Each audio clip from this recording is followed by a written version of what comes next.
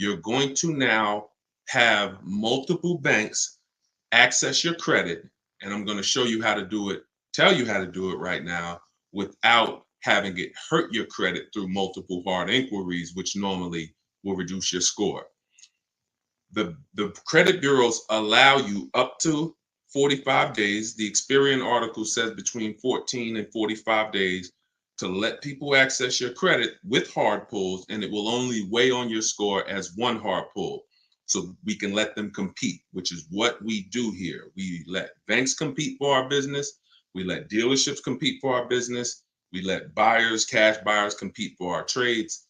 And so what you're going to do first is find your vehicle. That's the first thing. You do not, I know you may have heard, Deshone, I should get a pre-approval. When banks start giving pre-approvals without hard credit pulls, these three things need to go away for us to start getting pre-approvals, because they're now onto us. They're onto the fact that savvy buyers are getting pre-approvals, and it's a buzzword, and they've now found a way to market to us and limit us through three things. Expiration dates, which means this pre-approval is only good for 30 days. Well, unless you're in an emergency shopping position, we don't like to rush our shopping. When you are shopping with your back against the wall and there's a timeline against you, you typically have to make a deal quicker, and we don't like that. Now, emergency situations, that's different. Second thing is, people will say, well, in order to give you a pre-approval, we need a hard credit pull. We absolutely don't want to do that, because that's going to open up the window and start that clock ticking to where the credit bureaus only say you only have a couple more days to let a lot of people access your credit before, when that window closes, now a hard credit pull, if it dropped your credit 9 points, for example, another hard credit pull is going to continue to drop it. So we don't want a hard credit pre-approval. And then the third thing is, we don't want to limit where we can shop. We don't want to need to have a car. Some of the pre-approval will say, hey, well, we can't give you a pre-approval if you don't have the car first. Well, I'm only coming for the pre-approval so I can go find the car. So because those three things are set up, we don't get pre-approvals. Here's what we do. We are going to use the average interest rate. Average interest rate, you can Google it, MarketWatch says it. You're going to put that into a budgeting tool. I'm going to release soon my perfect budget calculator, which is in my book. Some of you who have my book, you know this. What it is, we plug in our interest rate, we plug in our ideal monthly payment, and it's going to tell us exactly how much we can spend on a car based on our state, taxes, fees, everything. That's coming soon. So just make sure you're tuned in, make sure you're on my email list, or if you want to use it today, it's in my book. It's in step 3 of our process. We only need a pre-approval to budget. No different than if we were shopping for a house. We're getting a pre-approval so we can go budget. So how do we do this? We don't let anyone access our credit until after we find our car. Once you find your best deal, your best car, then you're going to get the paperwork, a buyer's order. A buyer's order is simply a long form receipt that's going to show them that you can now come home and talk to many banks and credit unions as you want. Your bank, online banks, on your credit union. And this is the second round. Let these people fight at it. You don't have to worry about this, because this process of getting these bids is only going to take you 2 days if you do it the way I'm telling you to do it. So you'll have plenty of time. You're within the window. And all these people are going to be fighting to throw money at you and offer you the best rate. And now when you close that round, which is your bank, your credit union, and online lenders, you can Google online car loans. Let all these people get a shot. We want as many bids as possible. After we get the best offer there, we're going to call the dealership and we're going to say, hey, this is the rate that I got. If you guys can beat it, I'll do the deal with you. That's round 3. So round 2 is all the banks at home, credit unions at home, online lenders at home. Round 3 is, can the dealer beat it? And that's how we know. At the end of the day, we got the absolute best loan. There's no way possible we could have got lower because so many people were bidding. That's how we do it. That's the bank bidding war. All right. Great question, Adrian. All right. Shoot the next one up. Welcome to everybody who just tapped in. We're on YouTube, Facebook, TikTok, and Instagram. We're bringing questions from all the platforms. So just type your questions. I'm gonna get through as many as I can in the hour. All right, let's go fast as possible. All right, this is another one from TikTok. All right, listen, y'all, type your questions on Facebook and Instagram if y'all want to get in. TikTok is sending questions. Let's go. Dolan's gonna pull your questions, but you got to type them. And make sure, if you haven't invited a friend, if you're enjoying the broadcast, tag one friend, tag your best friend. If you gonna tag your best friend, imagine they go out shopping this weekend, overpay for their car. This is your best friend, and you're saying, man, I didn't even invite them to Deshone's show. All right. How negotiable are car prices when you get to the dealership? We don't negotiate car prices at the dealership. Stay on the show, tune in. You're probably new here. We never talk prices at the dealership ever. You have no leverage there. Everything we do is from home. Our entire model is called Cars from Home. 90% of your used car deals, if you use what I'm telling you, is done from home. 90 to 100% of your new car deal and your leases are done from home. That's how you save the big money. So stay on the broadcast, and you'll see how we do it here. Unlearn the old way. That's what we'll be about here. Go ahead, shoot the next one up, Dolan. Perry, the link to the book is in my TikTok bio. Click that picture of me. Just go right to the website. You won't leave the broadcast. You'll be able to hear us in the background. Get your book, 30 minutes, 75% off. It'll be in your inbox in a couple minutes. By the time you get off the show, it'll be in your inbox. You can dig in. Go ahead, Dolan, shoot it up.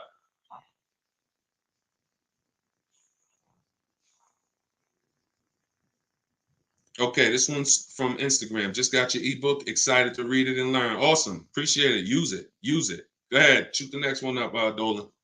Let's get through as many questions as we can. TikTok is asking all the questions I see. All right. So how do you start from home? How do you start from at home? Well, it depends on where you're buying from. What you're buying. If you're buying from Instagram, if you're buying from Instagram, if you're buying a new car or a lease, your process is going to be to get 5 offers. Who's shopping for a brand new car? Who's going to be shopping for a brand new car or a lease?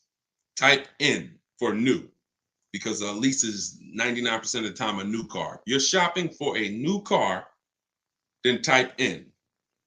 Okay. Here's your process, your goal, 5 offers. You're not going to see 80% of the dealers are overpriced. So out of those 5 offers, 4 are usually going to be overpriced, and some by a lot.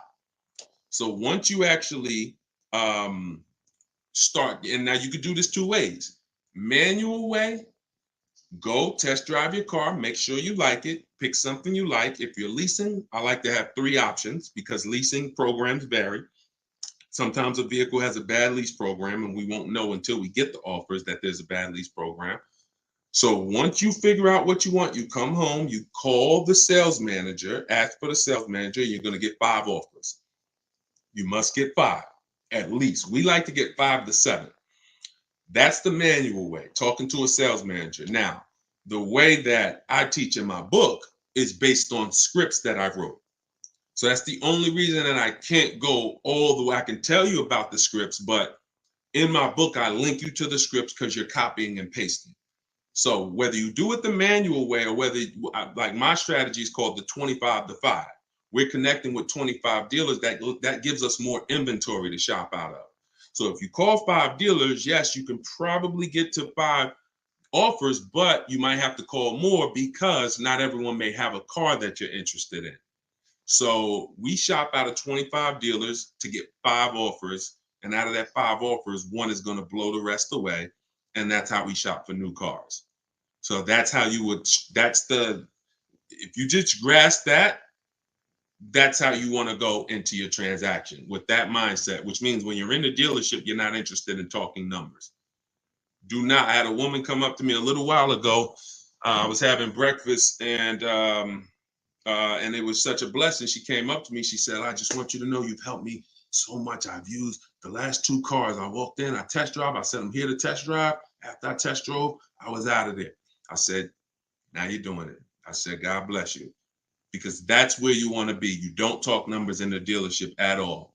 All right, go ahead. Shoot the next one up, Dolan.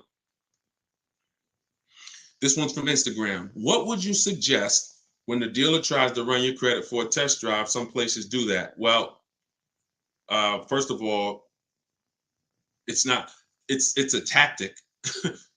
It's like walking into the mall and you're like, okay, yeah, I know I want to get me some new clothes, and they say, all right, can we have your credit card? You're like, wait, I haven't even looked at the clothes yet. Yeah, but can we just keep the credit card at the, I need the credit card. That's how I want you to look at this. It's ridiculous. So how you prevent this is you call. I have a particular way that I set up a test drive on a new car. You don't do this on used cars. You can't do this on used cars. You're gonna call, ask for the salesperson that's been there the longest. I like to ask, who's the person everybody loves? Who's the person been there the longest? Everybody loves them. Oh, that's Joe. Yeah, that's Joe. He's been here for 15 years. Hey Joe, how you doing? You know what? I'm interested in coming in, looking at this car. I just want to test drive. You got to be clear, y'all. I'm only going to be there 20 minutes. When you tell them I'm here to test drive, you're letting them know I'm just shopping. I'm deciding what I want. See, shopping is different from buying. Shopping and buying are very different. And from now on, we're not going to mix the two. In my book, I have something called shopping, not buying. That's step 4. That's deciding what you want. You're not going to let anyone rush you through this process. And you're also not going to take more time than you need to.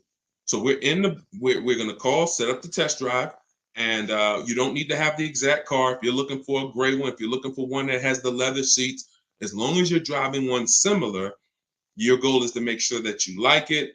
And then when you come home, that's when you get offers. So if you set up the test drive with the right person, then you'll have a smooth test drive if you set it up the right way.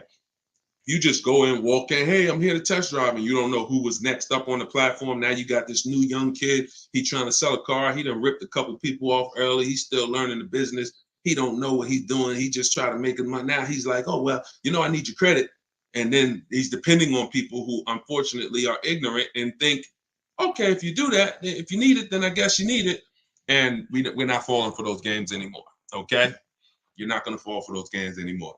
All right, go ahead. Go ahead, Dolan, shoot the next one up. Here's another one from TikTok. How do you know a car rep is honest and trustworthy? You don't. That's why we don't look for relationships. I don't need my car rep to be honest and trustworthy.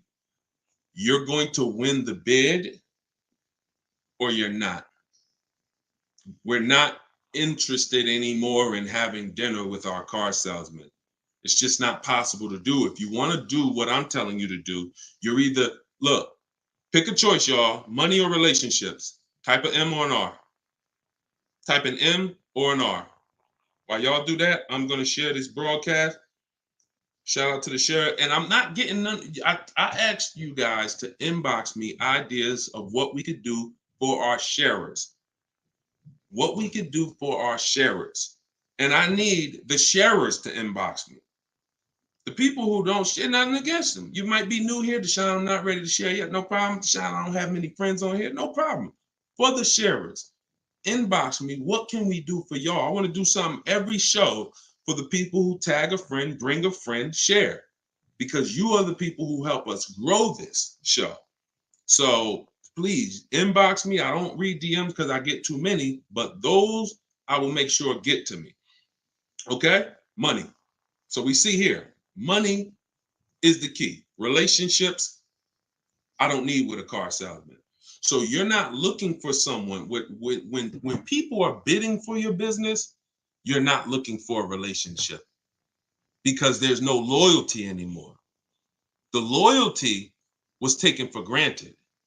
The loyalty was misused. You have tons of people who have bought 3, 4, 5 cars from a person, and when they truly find out that it's time to bid and I have to compete now, you're gonna see. So we're not interested in relationships with our car salespeople, banks. No, it's business. If you win the bid, we do business. If not, you get another shot at our next car. We're not hanging out at barbecues anymore. All right, go ahead, shoot the next one up. A lot of you gonna see. You know, some people said, Deshone, I've been buying from a broker for years, and you know, I started using this, and I gave my broker a chance to bid, and he said, well, you know, he kind of got offended. He doesn't want to compete. Doesn't want to compete. Deacon, the link to the book is in my TikTok bio. So he said, where's the link to the book? In my TikTok bio, 75% off. You get your copy for 30 minutes. So, all right, this one's from YouTube. My credit's excellent. Do you think the rates will go down for used cars this year?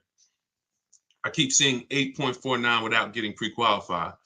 Jay, it's a great question. I wish I had a crystal ball. We don't know what rates are going to be. Now, here's you if you miss the bank bidding war, that's the only way to compete. See, with average rates, we don't want to look at.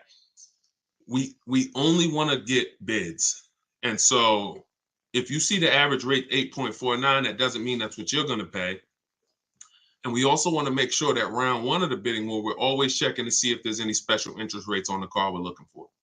I'm shopping for a Honda Pilot. If I'm shopping for a used one, new, it doesn't matter. Round one of the bidding war, always got to check, is there any special interest rates? If there's 0%, if there's 1.99, 2.99, the need to shop rates is done. Okay? So you must check out that first. And then if those things aren't there, that's when you're going to initiate the bank bidding war to make sure that whatever the lowest rate is in the market, you get it. That's all we can do. All right, go ahead, shoot the next one up. All right, this is another one from YouTube. Is it best to fix up a car before trading it? Oh, you just said a curse word. What's the curse word in this, y'all? Actually, we got, who's a first-time viewer? Your first time on here, type of 1. I'm gonna just tell you, this is a curse word that she just used. It's the T word. We don't use the word trade. We don't use the word trade. Yep, you got it, Adrian. We do not trade.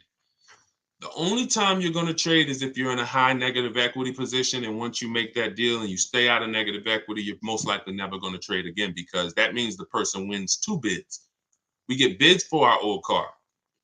You're giving the dealership 2 transactions. When you're buying a car from them and trading a car, that's 2 transactions. If you get a loan from them, that's 3 transactions. So what we do is we go to online buyers who pay cash for cars same day, and that's who we get bids from. And then second, we're going to get bids for our new car we're buying. So you're not usually going to have a dealer who wins the bid for the car you want to buy, and then also wins the bid to pay you the most for your old car against everyone else. So, but when it comes to getting the car fixed, I always say, if don't get anything fixed on your car that's not dramatically increasing the value. You go get a couple nicks touched up, it might cost you $600-700, but it only increases the value by $600-700. So that means it was a wash. You only want to get things fixed before you sell the car that dramatically increase the value. Okay, that's the rule of thumb. Engines, transmissions, get these things fixed. Rebuilt engines, used transmissions, get those things installed, because without these things, the car becomes worthless. $500. But when you put I always tell the story of my dad. His engine went out on his Envoy, GMC Envoy, maybe 5 years ago, 6 years ago. He got a rebuilt engine. He got a used engine rather. He's been driving that vehicle since, and he's about to sell it and get something different. So he got another 5 years, and he's going to sell that vehicle. Meanwhile, if the engine had went and he decided to get rid of it, the vehicle was probably worth $1,000 at that point. Okay. All right, go ahead. Next question, Dolan. Keep them coming. All right, I like a lot of questions coming in now. Let's go. Let's go. Let's go. Come on, Dolan. Let's go. All right. This one's from Instagram. Tried to run my credit when I was buying out my lease, but was able to not let them do it. Okay. Yeah, that's fine. If you got your own financing, I always like to give the dealer a chance to beat the financing. See, that's a defense strategy that they taught you. Never let the dealer run your credit.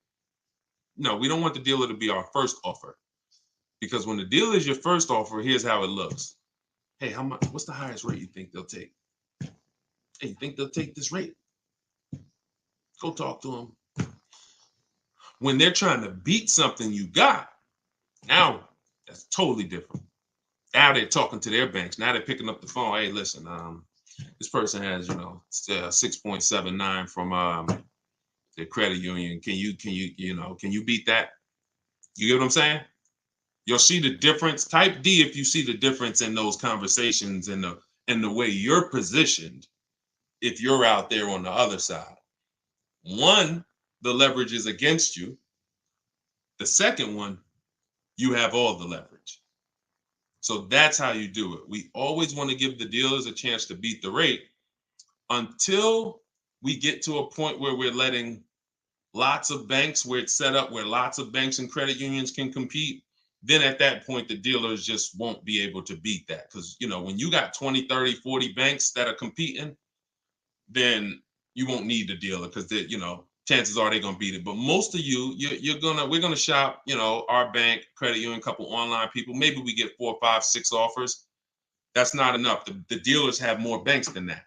So you always want to give them a chance. If you do it right, this will take you 2 days to do this bidding war, and you end up with the lowest interest rate every single time. Guaranteed. That's how you guarantee. See, everything you're doing from now on, I want you to guarantee there's no better offer out there. You get what I'm saying? Guarantee I paid the lowest price for my car. Guarantee I got the most money for my old car. Guarantee I got the lowest interest rate available. And the only way to do that is with bids and multiple offers. All right, let's go. Keep it going, Dolan. Shoot the next one in.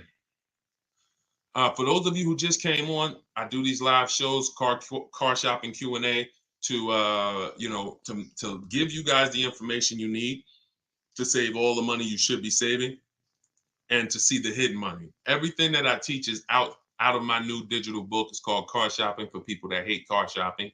7 Steps to Saving Time, Money, and Avoiding Dealerships. It's a shop from home process. Our mindset, our whole system is called Cars from Home. So I want you buying cars, saving more money than everyone in 30 minutes, 60 minutes from home. And that's what the book is about. You're not going to spend more than 30 minutes in a car dealership. And for our launch, we're doing you got 75% off for your copy. It's normally $97, but you can get your copy for 75% off in my TikTok bio, in my Instagram bio, or I'm going to type the link for you guys on Facebook and on YouTube. All right, go ahead. Shoot that question up, Dolan. Hold on. Let me put the link here for you guys, and then we'll get it. Come on, keep typing these questions, y'all, and type them quick. Wait, I done left out of the screen. Hold on. Okay, I almost lost the screen. All right, Instagram. This one's from Instagram. What would you suggest when the dealer tries to run your credit for a test drive? We already did that question, Dolan.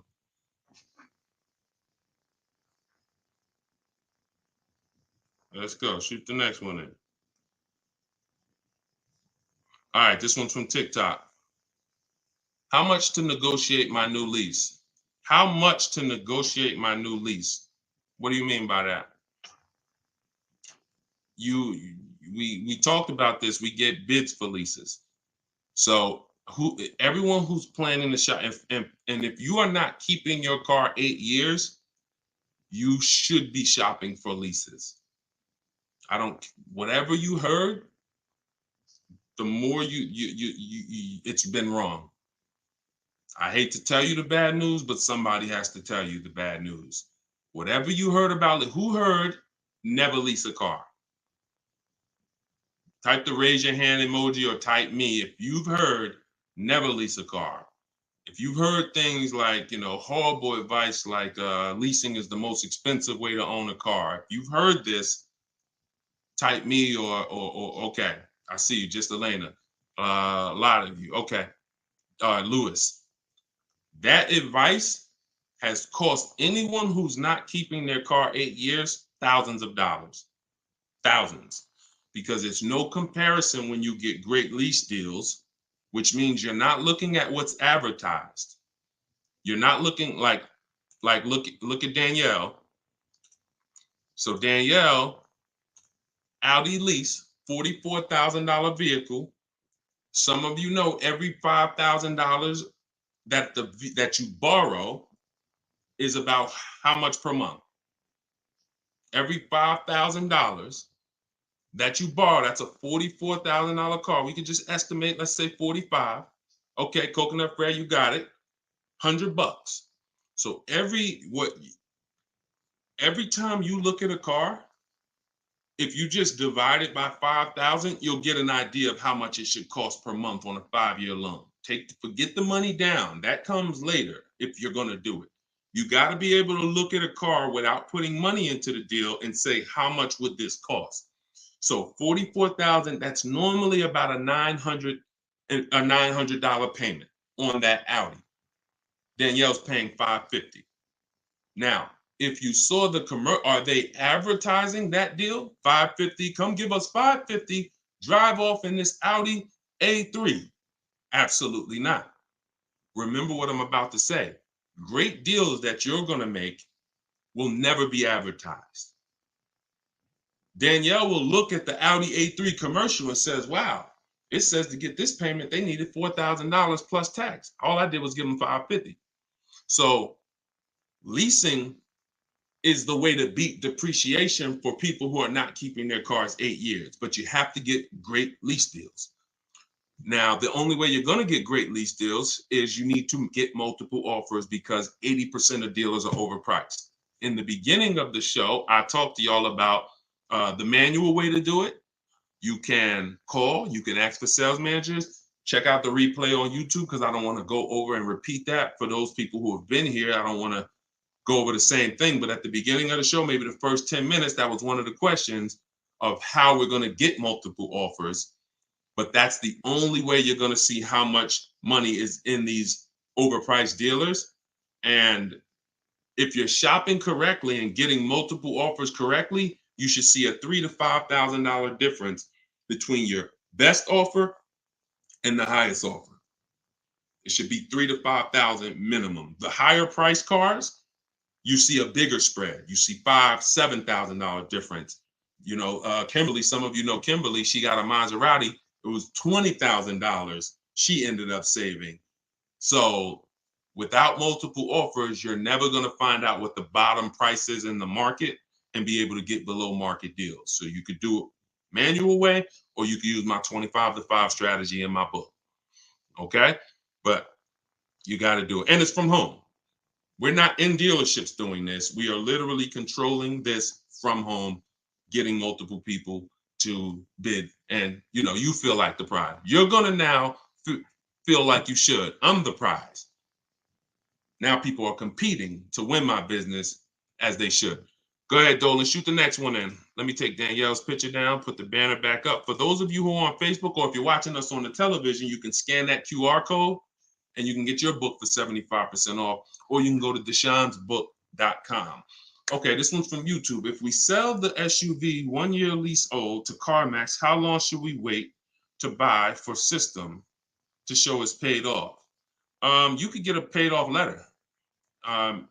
You get a letter that shows that the car is paid off, even if it's behind the scenes. If you go in and, you know, you can get a payoff letter. That's easy. That's easy to get. You can when you sell your car to somebody, you can easily get proof that it's been paid off. All right, just ask for it. All right, go ahead. Next one, Dolan. Keep them coming. All right, this one from TikTok. Type your questions, y'all. We're getting through as many as we can. What's the best way to go if you're upside down? Great question. So some of you are going to do the equity assessment process, and you're going to find out you owe more money on your car than it's worth. In fact, there's a big epidemic that they say is already here, that if some of you have been following me on TikTok since I came to 2021, I was literally shouting from the hills to not buy these overpriced cars because the market was going to drop in 2 years. And I said 2024, people are going to look up and they're going to have cars that are 15,000 in negative equity. And some of you said, yo, I'm gonna hold off. You heeded the warnings, or you used the strategies we were teaching back then, because I I knew some people needed cars, so we were teaching strategies on how to get multiple offers from back then. So now there's two solutions for those of you who find yourself in a negative equity position. If you want a car, two solutions. One of them, there's actually three solutions that I talk about, but one of them doesn't lead to a car. That's why I call negative equity the devil to your car deals. It's the bad credit for people with good credit. Because in that third solution, in that third scenario, you cannot get a car at this particular time. But let's talk about the first two. First is you get your offers from the online buyers who pay the most. Get the bids: CarMax, Driveway, Carvana, Kelly's Blue Book, Instant Cash Offer, Car Guru, Sell My Car, AutoNation, Sell My Car. Get those 6 offers. If the negative equity is something you can cover the difference, I owe 20. My highest offer is 18.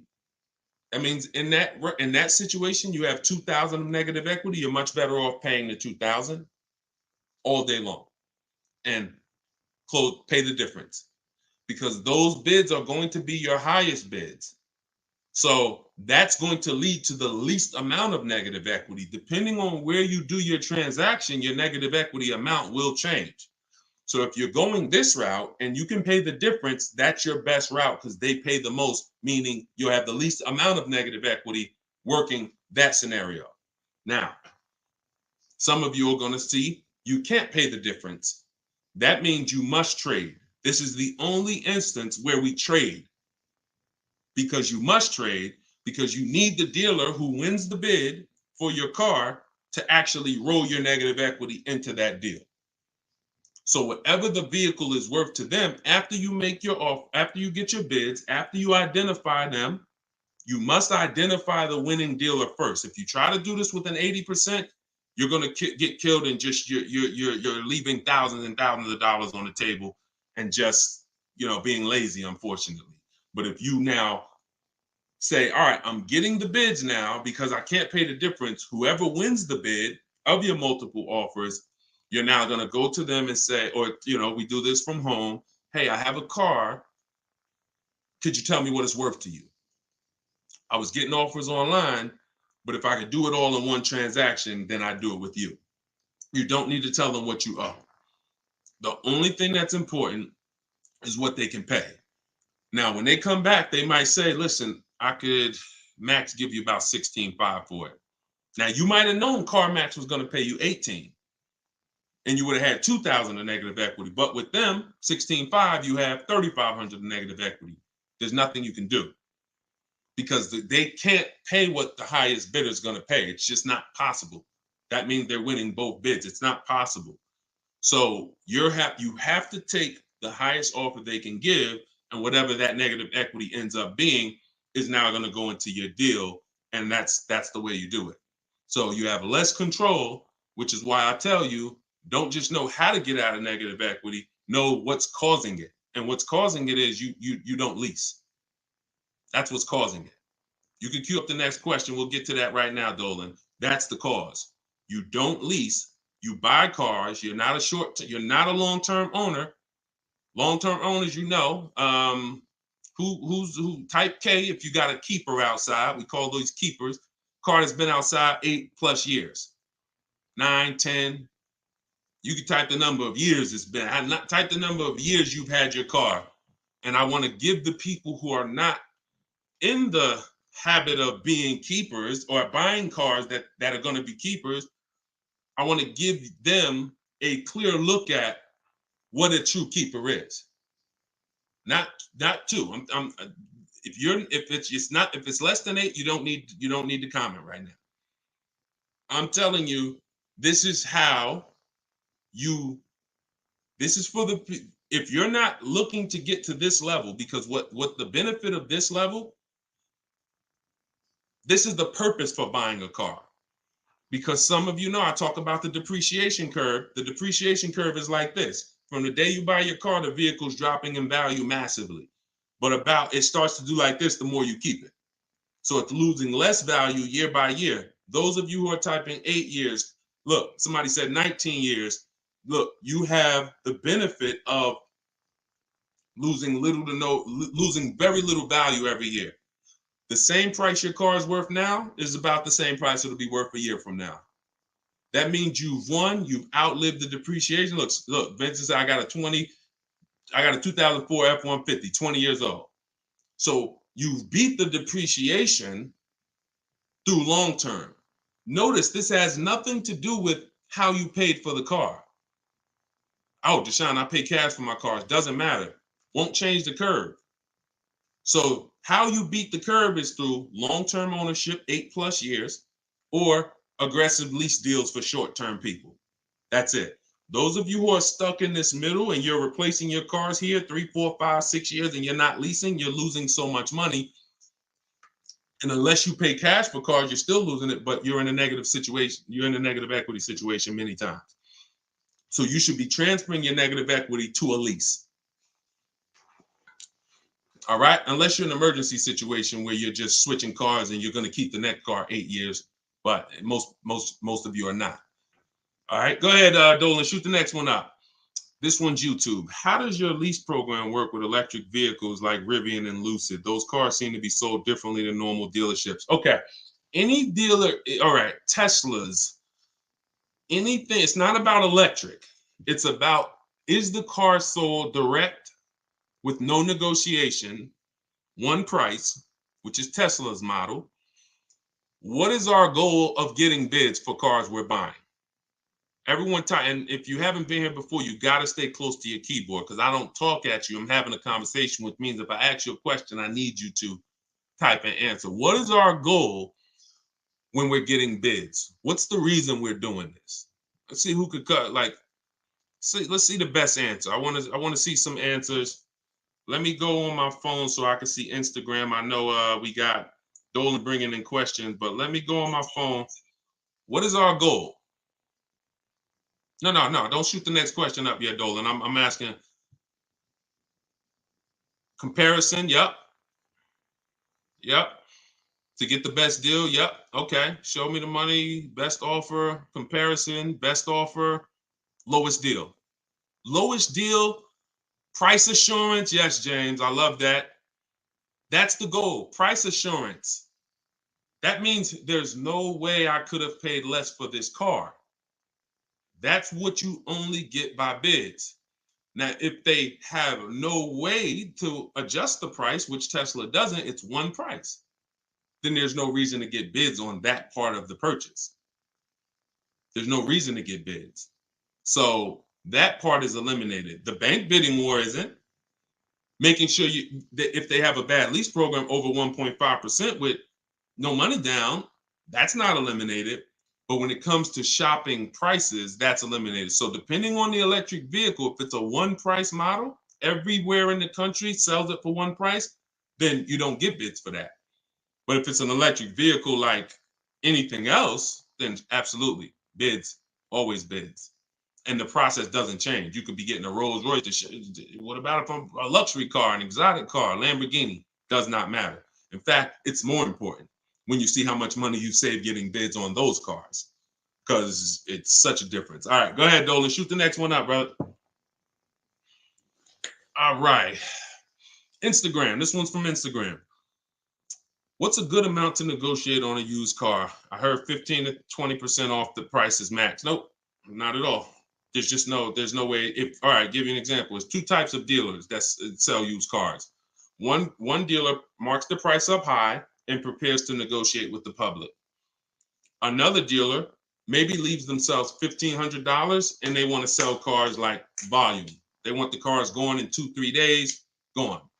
You're not going to negotiate with the one dealer the same way you're going to negotiate with the other dealer, which is why when we shop for used cars, we're looking at the entire market at home, and then we're going to make the best. We're going to find and identify our car from home based on something I call the true value percentage.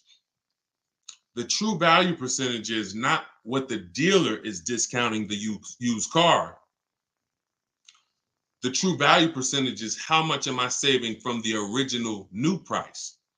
I always use my Infinity truck I got, for an example, all the vehicles that I was looking at, they were all between 30 and 32.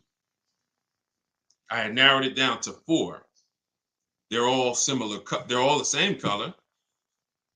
Online, they seemingly all look the same. Besides a little difference, I saw one of them had these different rims on it.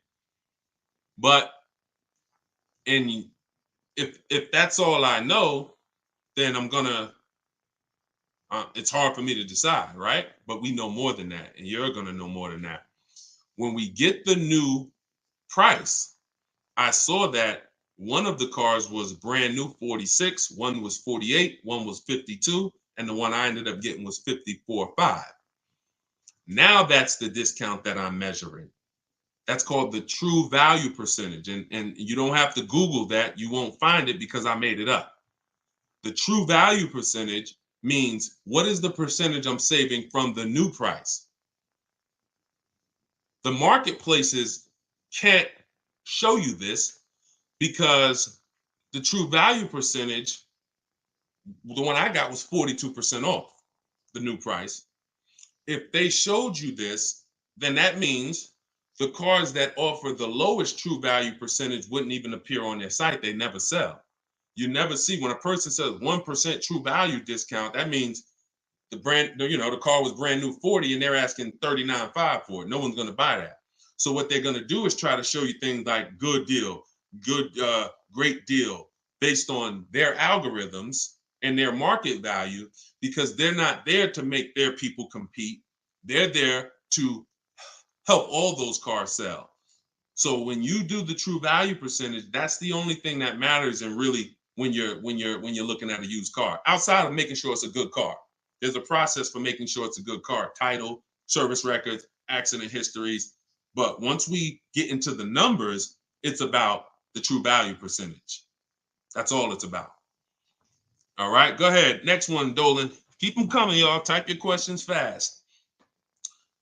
All right. And shout out to everybody that shared. If you just jumped on, these lives are part of, I guess I would say they're sponsored by my new digital book, Car Shopping for People That Hate Car Shopping: 7 Steps to Saving Time, Money, and Avoiding Dealerships. So it's a totally online process. 90 to 100% of our new car purchase is done from home. 90% of our used car purchase is done from home. You can't do 100%. Why can't we do 100% on used cars? 90 to 100% on new cars and leases? Absolutely. Sometimes 100% because they can deliver the car to you. Why can't we do 100% of our transaction on a used car from home? Does anybody know? Let's see. I'm gonna give it 5 seconds and then I'll tell everybody. Got a test drive. Exactly. Great job. Great job, Stephanie. That's the reason. And the test drive is always the last step with a used car, because everything, you should never be going to see a used car, not guaranteeing that it's the lowest price used car in the market. You found that online. You verified there's no bogus fees. We do that before we leave. And the only thing I'm going to do there is test drive and lock the deal up. What I do is I'll ask for, $500 to $1,000 off when I get there, because you have leverage. But you always know, even if I don't get it, because I just told you how the best dealers work. They're not leaving thousands of dollars in room there. It's already the best price in the market, and they know that because there's a tool called B Auto that dealers use. When they price their cars, it shows them where their car ranks among all other cars in the nation, if they want, zip code, city. So they know this car is the best price in the market. So when you get there, yeah, I might ask for $750, $1,000, and he might say, look, I put it all out there. I give you another $200. That's all. Now we know they're telling the truth because we are researched. When you're not researched and they tell you that, yo, man, he just don't want a deal. No, you don't know a deal. And that's a big difference. But that's why we can't do 100% of our used car transactions from home. All right, Dolan, go ahead. Shoot that next one up. Great questions today. Everybody getting value out of the show? If you're getting value, type $signs if you're getting value out of the show. Go ahead. This one's from Instagram. Can you trade in your car? Man, y'all in these curse words. We don't trade. We don't trade. Check out the replay. You might have just jumped on, Isaiah. We don't trade. We get bids. And again, I don't want to repeat that for the people who've been on the show for the whole, I think we've been on for about 45 minutes, but we do not trade. And yes, you should be. In fact, a lot of what you're asking, we hit on. So check out Facebook, watch the first 20 minutes. Check out YouTube, the replay's up there, and that question will be answered for you. All right, go ahead. This one's from TikTok. It's 2.9 a good lease deal? Absolutely not. If you're basing it off of my formula, which is based on the 1% rule and 1.5 being the highest offer, that looks more like a great interest rate than that's a horrible lease deal. I don't even know how you're calculating it, but if you're calculating it based on dividing the monthly payment into the MSRP and it's 2.9%, it's probably one of the worst lease deals I've ever seen. All right, this one's from YouTube. How do you find a reliable used car? One of the steps that we take to make sure we're getting a good car is we do a 5-minute process. This is in step 4. My book is based on 7 steps. My system, everything I'm teaching you, is based on 7 steps. So some part of what I'm telling you is based on a step. This comes out of our shopping step, which is deciding what we want. We take 5 minutes, we type in the year, make, model of the vehicle, and there's 2 terms that you need to remember. 3 if you're buying long-term. First is you type in the year, make, and model, initial quality. And that's going to tell you what people are saying about the car the first 90 days. Initial quality is first 90 days. You're going to skim the first page of Google. If you see anything, you're going to see articles. You're going to skim anything that looks like a red flag. Owner's report, electric issues or anything. Once you skim that, now you're going to replace initial quality with reliability. Now, reliability is what people are saying the first 3 years. We don't listen to people, their opinion on cars. There's too many cars out here, and people don't have the data on cars. Your neighbor, I always say, your neighbor is not the data. Hey, Jim, man, I see you got the Kia Telluride, man. Hey, how you like it? Is it a good car? Well, there's 10,000 Kia Tellurides that have been sold, and he only knows about his. His might be a good one. 5%, 10% of the owners might be reporting that there's issues. So you want to go where the data is, and this is how you do it. You're going to type in reliability. And so any of you who are going to be leasing and buying a brand new car, you should be doing that step. Take you 5 minutes, skim the first articles, reliability, initial quality. Now, if you're buying a car long-term and you're keeping it 8+ years, then you should be typing in longevity. And that's going to bring up, sometimes it'll tell you right at the top, these cars are known to last 200 to 300,000 miles. Oh, owners report transmission problems around 80,000 miles. If you haven't done this and you buy a used version of the car at 65,000 miles, and then 2 years later the transmission starts slipping, it's not because you couldn't have avoided this. This is how you avoid those issues. And again, there's no guarantees, but when you follow the data, oh, that's a red flag. I'm not getting a 65,000 mile one if I see that they report transmission issues at 80,000 miles. And this is what we call a quality, this is a reliability and initial quality, a longevity check. That's how we make sure we're buying a reliable used car. And the rest is making sure you're doing title, service records, accident history. You take all those steps. See, what I'm giving you is boundaries. You can choose to step over the boundaries if you want, but at least you know that there's boundaries now. You get what I'm saying? If you don't know you're breaking the law, then are you breaking the law? I'm going 70 miles an hour. There was no sign. I didn't know. Once the sign is there and I'm going 80, now I know that I'm stepping over a boundary. And I know I'm taking more risk. All right, go ahead, Dolan, shoot the next one up. Good questions, good questions, good questions. Everybody, if you're like Deshone, this is too much to remember. It's all in my new digital book, Car Shopping for People That Hate Car Shopping, 7 Steps to Saving Time, Money, and Avoiding Dealerships. I'm gonna put the link for you guys to get your copy at 75% off as part of our launch. It's normally $97. You got 30 minutes. Once that timer hits 0, it's going back to $97. So get yours for $24. It'll be in your inbox in minutes, and you can be using this, and you don't have to try to remember all of this stuff anymore. But either way, you get it how you want it. You want to get it from the shows, you want to get it from my videos. But I think a lot of you can see that although a lot of you are in the same situation, there's different situations. So if you want, I just need how I'm going to lease. That's in my book, step by step. How I'm going to buy my used car. That's in my book, step by step. So you get in where you fit in. All right, this one's from TikTok. I did your calculation and it came out below 1.5. Thank you, Lorna. I love your advice. Thank you. And look, 1.5 should be the lowest of all your offers.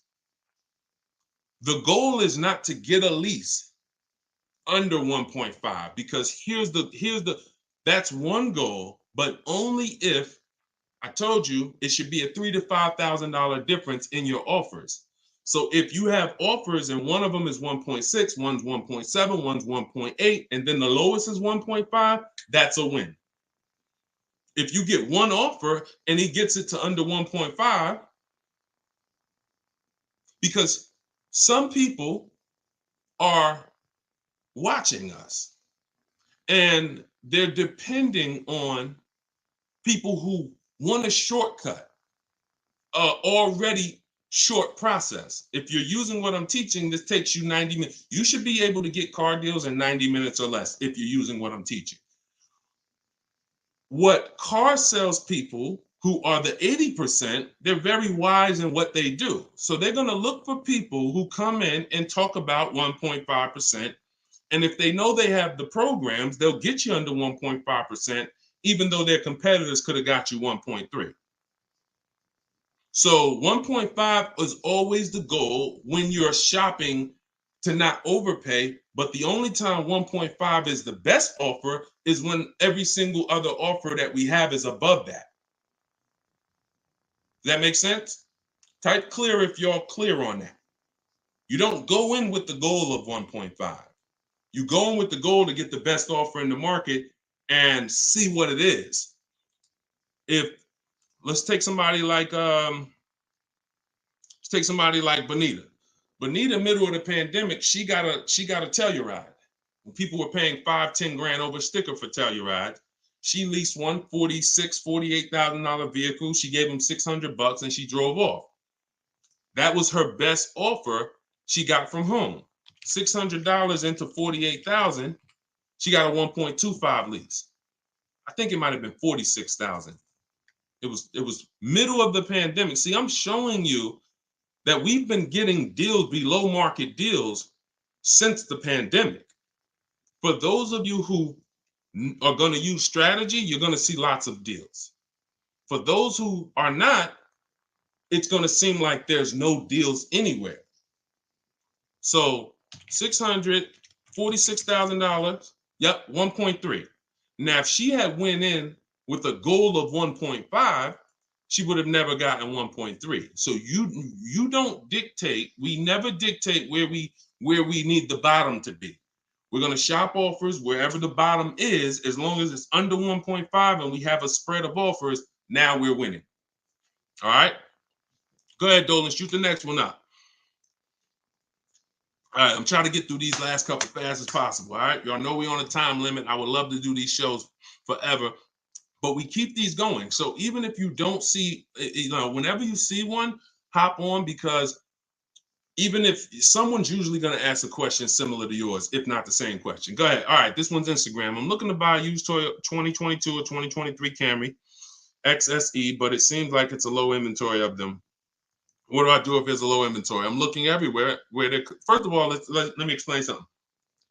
Those of you who are looking for a used 1 or 2 year old car, it's going to be hard because the only two ways dealerships get used cars is they buy them off lease. The average lease is 3 years. So you're not going to usually see a 1 or 2 year old one. Or the second way is if they buy them from someone, which means someone has to be in a Toyota Camry and decide in 1 year, all right, I'm ready to replace this. Or I'm in a Toyota 2 years, I'm ready to replace this. That's not usually going to happen. That's why you're usually not going to see used cars in bulk until the 3rd year when they start to come off lease. Now you start to see more inventory. So I would tell you to, shop wider. But before I buy a 23, you don't have anything to compare it to because there's not enough inventory. I would always shop the market for a new one first. Shop the market for a new one first. See what the best offer is. You might see that you can save $4,000 or $3,000 on a new one. Now, in order for me to buy, now that sets the market for the used ones. If I don't know what the best offer is, like if somebody was buying a 1 year old Jeep Grand Cherokee, well, it's a $45,000 vehicle. They might go and say, well, I'm looking for a 1 year old one for 39 or 38. That's a problem because depending on the new Jeep deals, you might be able to get a brand new one, 45, you might be able to get that for 39. So if you go out and look for a 1 or 2 year old one, but you don't know what the new market is, if the new market's distressed, you end up paying close to what a new one would be for your used one. So if anybody, this is only for those of you who are like, I want to buy a 1 or 2 year old used car, not 3, not 4, not 5, 1 or 2.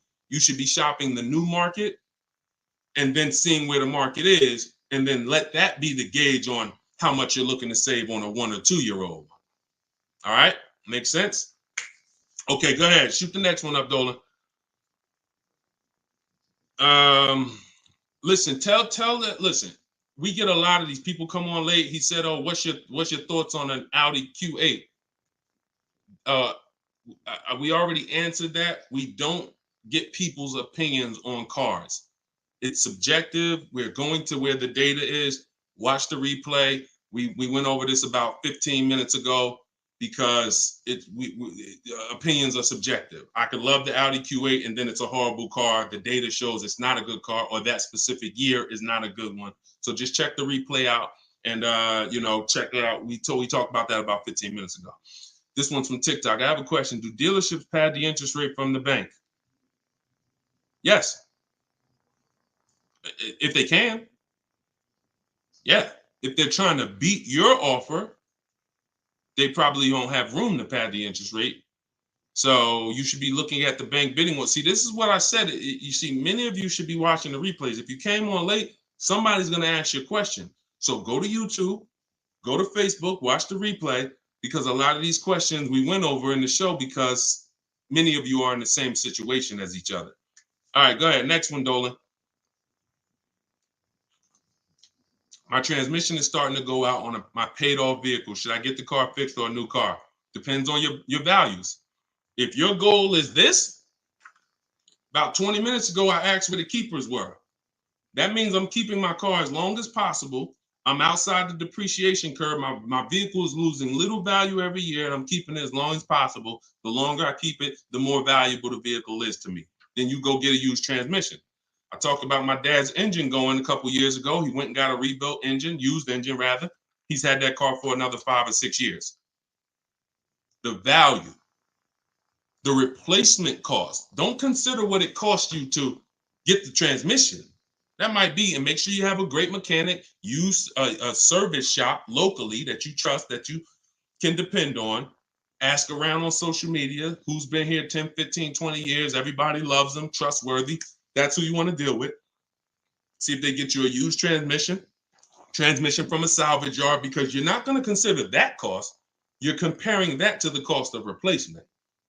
The cost of replacement might mean what's coming. All right, $2,500 to put in a used transmission, or a new car payment coming out of my house because I'm starting a whole nother car.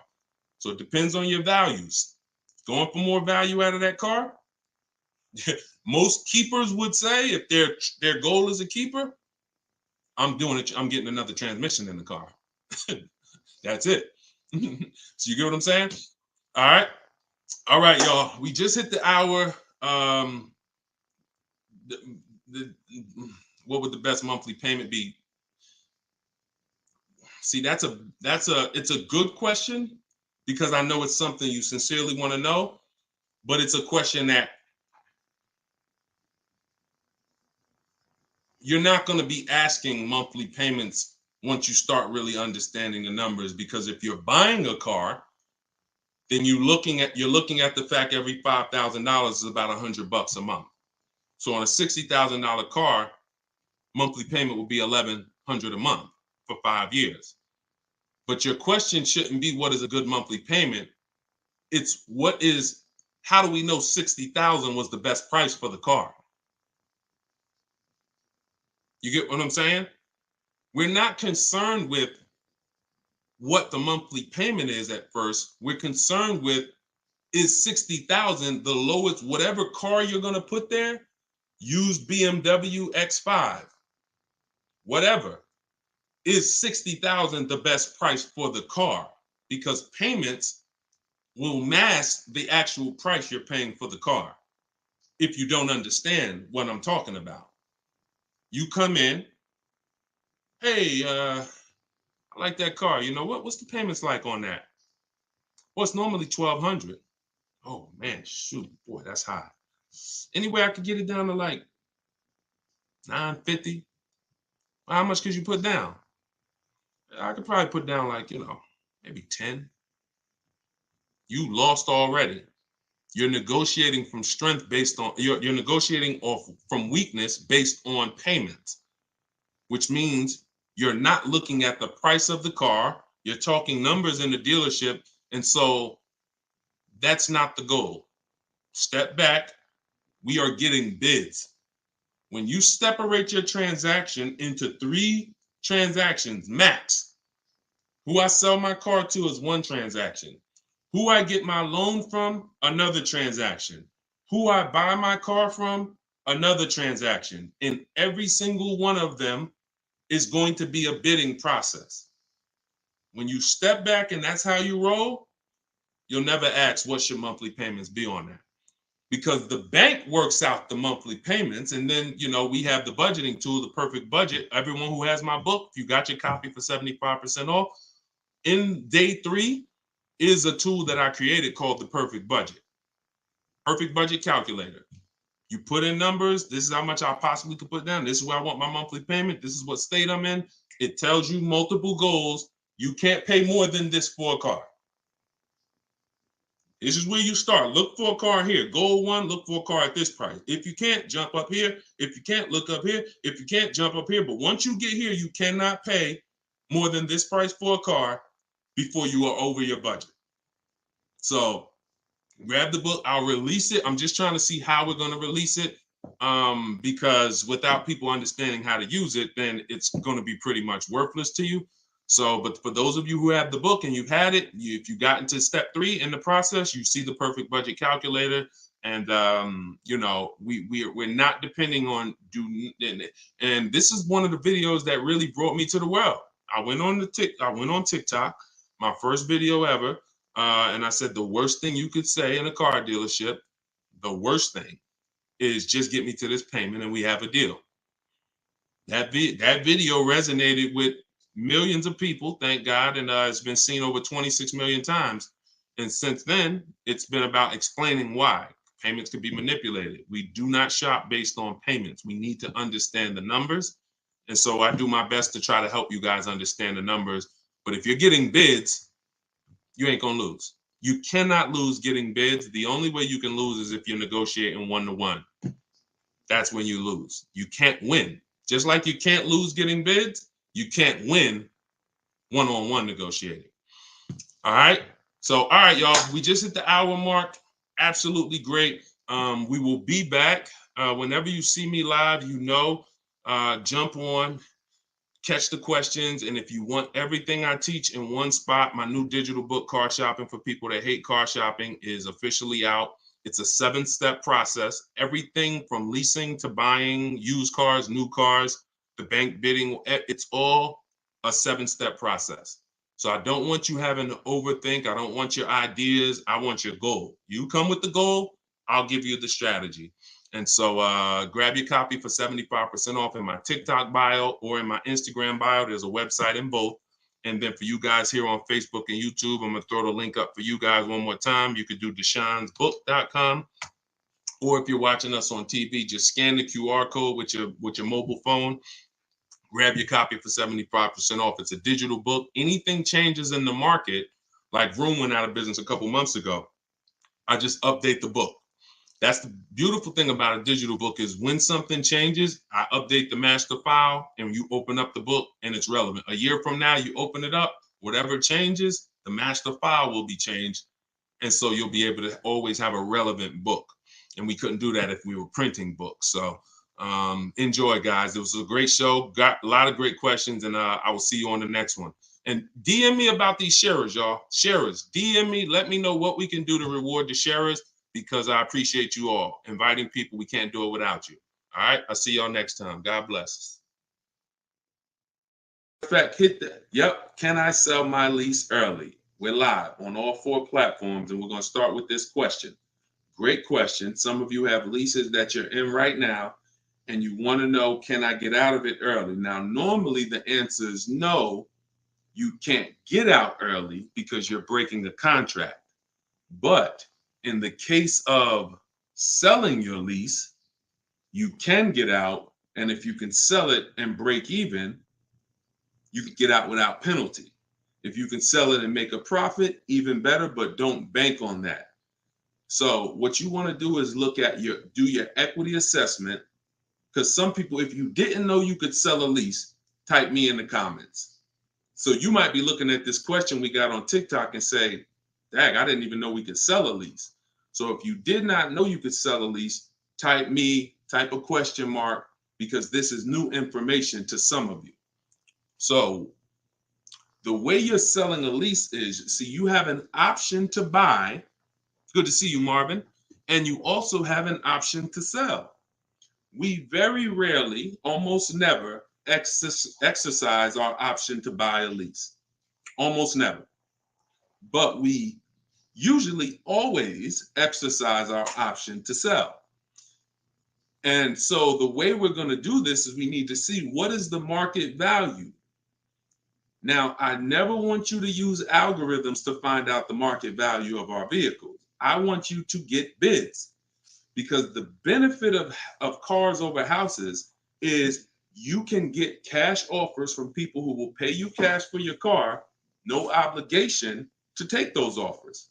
So that means you can actually see what people will pay for your car, and the people I'm about to list pay the most money for cars. You're going to get 6 bids, take you about 20 minutes while you sit at home, and that's going to tell you the market value of your car. So the first thing you're going to do is call your bank. You're going to get your payoff. Don't look at your contract. Don't look at the residual value. That's not important. What's important is your payoff. So you're going to call the leasing company, ask for your payoff. And the second question you're going to ask is, do I have a third party restriction? Both of those people can sell no matter what answer you get. But if you have a third party restriction, it restricts who you can sell to. So as soon as you hang up that call, you're now going to go to CarMax.com, Driveway.com, AutoNation, Sell My Car, Carvana, Kelly's Blue Book Instant Cash Offer, and Car Guru, Sell My Car. That's going to get you 6 offers in 20 minutes.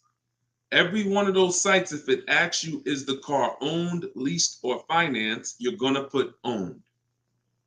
Once you see what those offers are, you're going to know what the market value is. You'll be able to see if you can break even, you can possibly get out. If you have no third party restriction, you can sell to them. If you break even, you can get out. But for those of you who have a third party restriction, and some leasing companies do not, Chase, Toyota, there's a few leasing companies out there with no third-party restriction. I still think what they did is illegal. Maybe we'll find out. Maybe there'll be a class action lawsuit because we still don't understand how they changed thousands, in fact, probably millions of leasing contracts mid-contract. We need to know were those third-party restriction clauses in there from the start, or did they somehow get in there when they saw people selling their leases making money? We need to know that. That's another story for another day. But if you don't have a third-party restriction and you can sell to them, break even, you're out of the lease anytime you want. If you have a third-party restriction, you're going to use those offers, and now you're going to say, because of restrictions mean you have to sell to a dealership of the same brand. That's what a third-party restriction is. You must, if you have a Nissan, you must sell to a Nissan dealership. Here's what it doesn't mean. You're going to sell to one dealership. Here's another thing it doesn't mean. All dealerships are going to make you the same offer for that Nissan. So if you go into that one Nissan dealer and say, well, I can only work with you, then you're going to leave money on the table. And part of understanding how this works is to understand that every dealer is different. Some of you may think, oh, I thought every Nissan dealer was the same. I thought they were like all one. No, they're not. They're all different.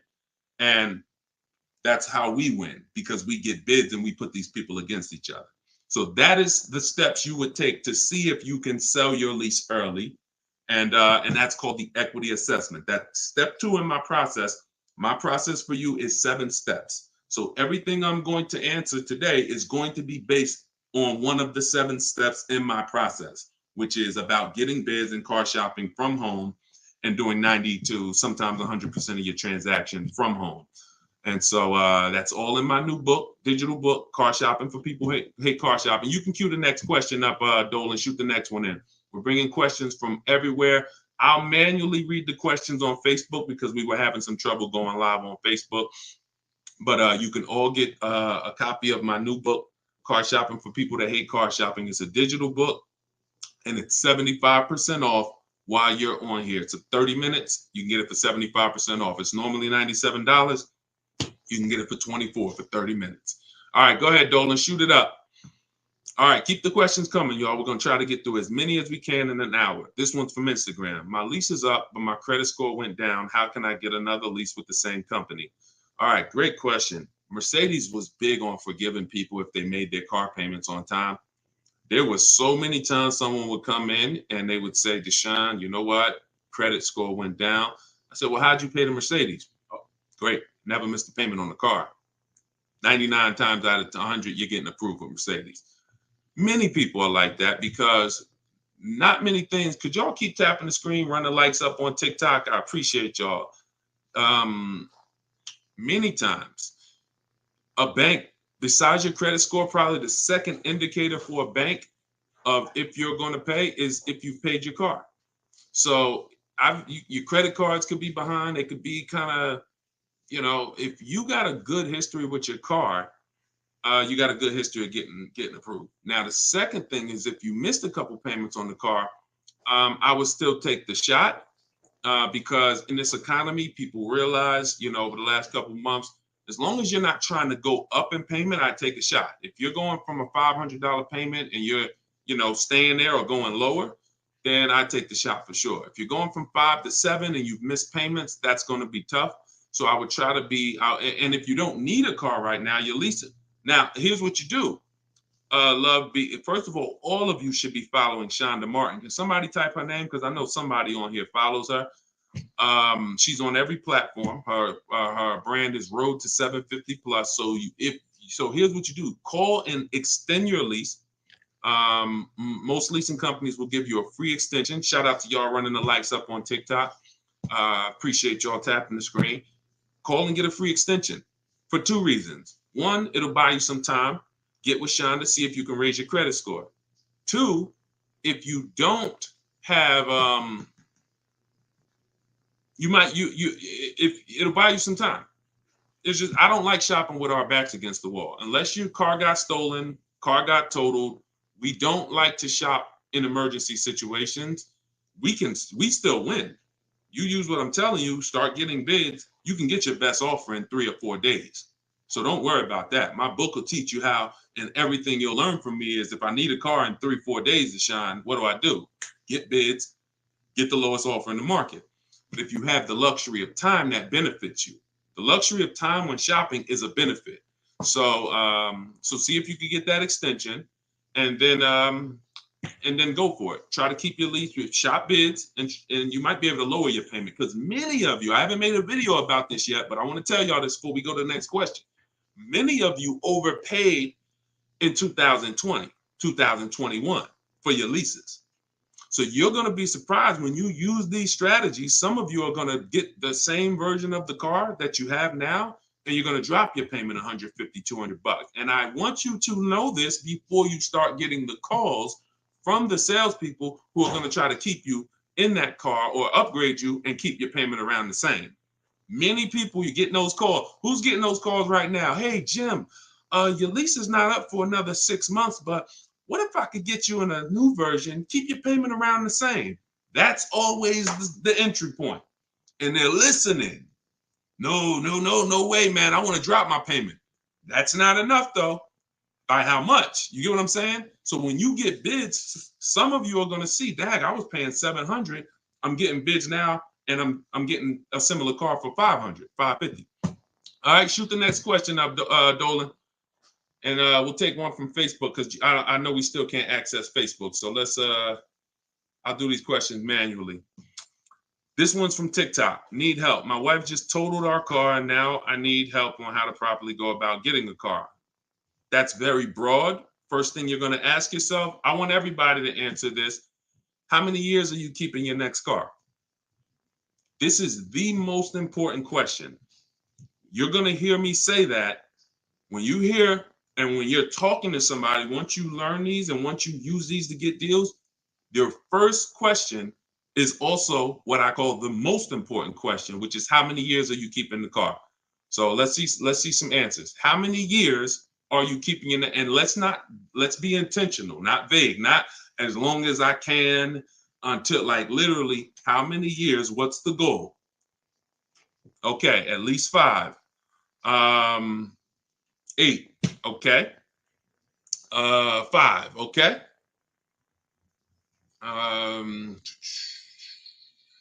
Keeping the car for 5. Okay, so I'm seeing a lot of 5s. I see Marion 10. Okay.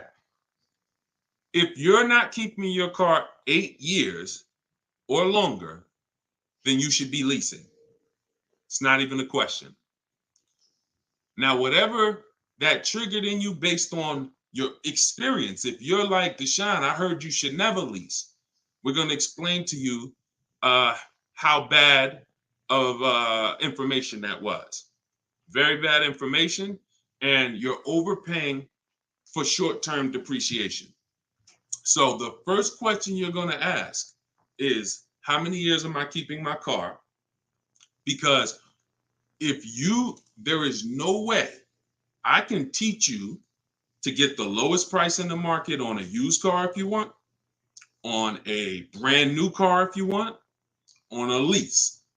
No problem. We've been doing that for 3 years, thousands of people. That's no problem. If you buy when you should have leased, there's no way for you to get a great deal. It's over. I use Danielle as an example. Matter of fact, we did Danielle. Let's go to Taupe. I use Taupe as an example. $54,000 BMW. She's paying $690 a month. Some of you know every $5,000 on a car purchase is $100 a month. So when you're looking at a $54,000, let's say $55,000 car, that's an $1,100 a month payment for 5 years. She's paying $690. Even if you went in, this is why if you buy when you should have leased, then you lost. Even if a person went in and got them to knock $10,000 off the price of that new BMW, and they got out of there for $45,000, taxes, they're going to be probably 48, almost 50. They're still at $950, $975 a month. She's paying $690. If they bought a used version of this vehicle, instead of 54, maybe they find a nice used one for, let's say, $35,000.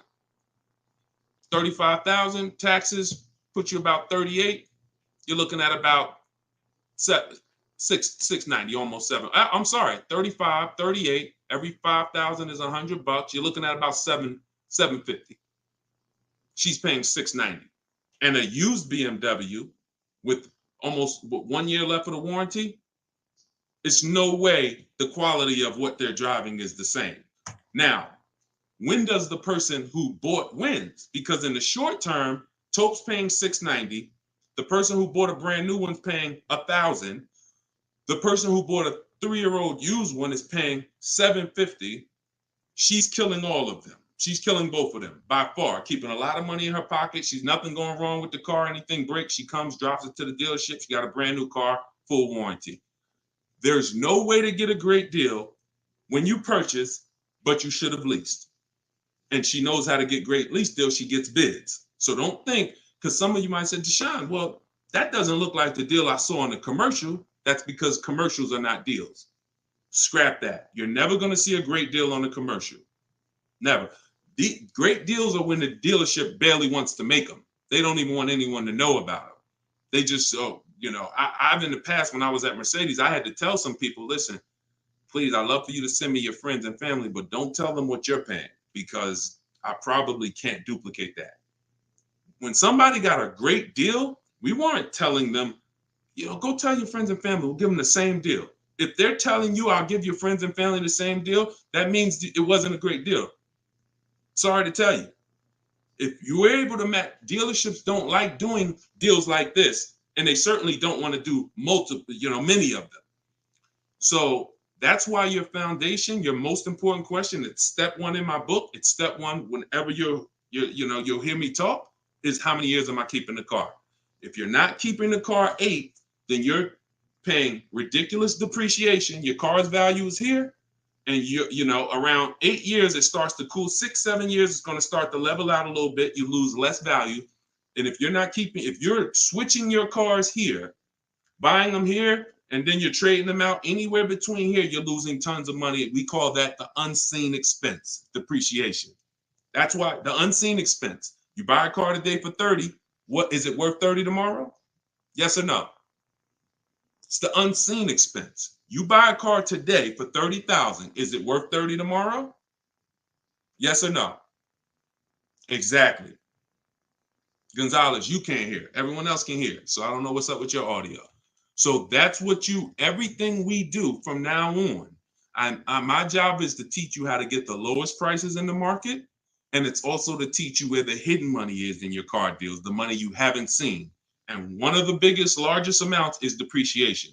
So for those of you who are not keeping your cars 8 years, your goal should be to shop and get a great lease deal, not a regular lease deal, not an advertised lease deal. And so if you're keeping your car long-term, 8+ years, then you should not be thinking about leasing at all. Okay? Everybody clear on that? Type clear if we're clear. 8 year, I call that the 8-year rule. You're going to hear me talk about 3 things that are all the same.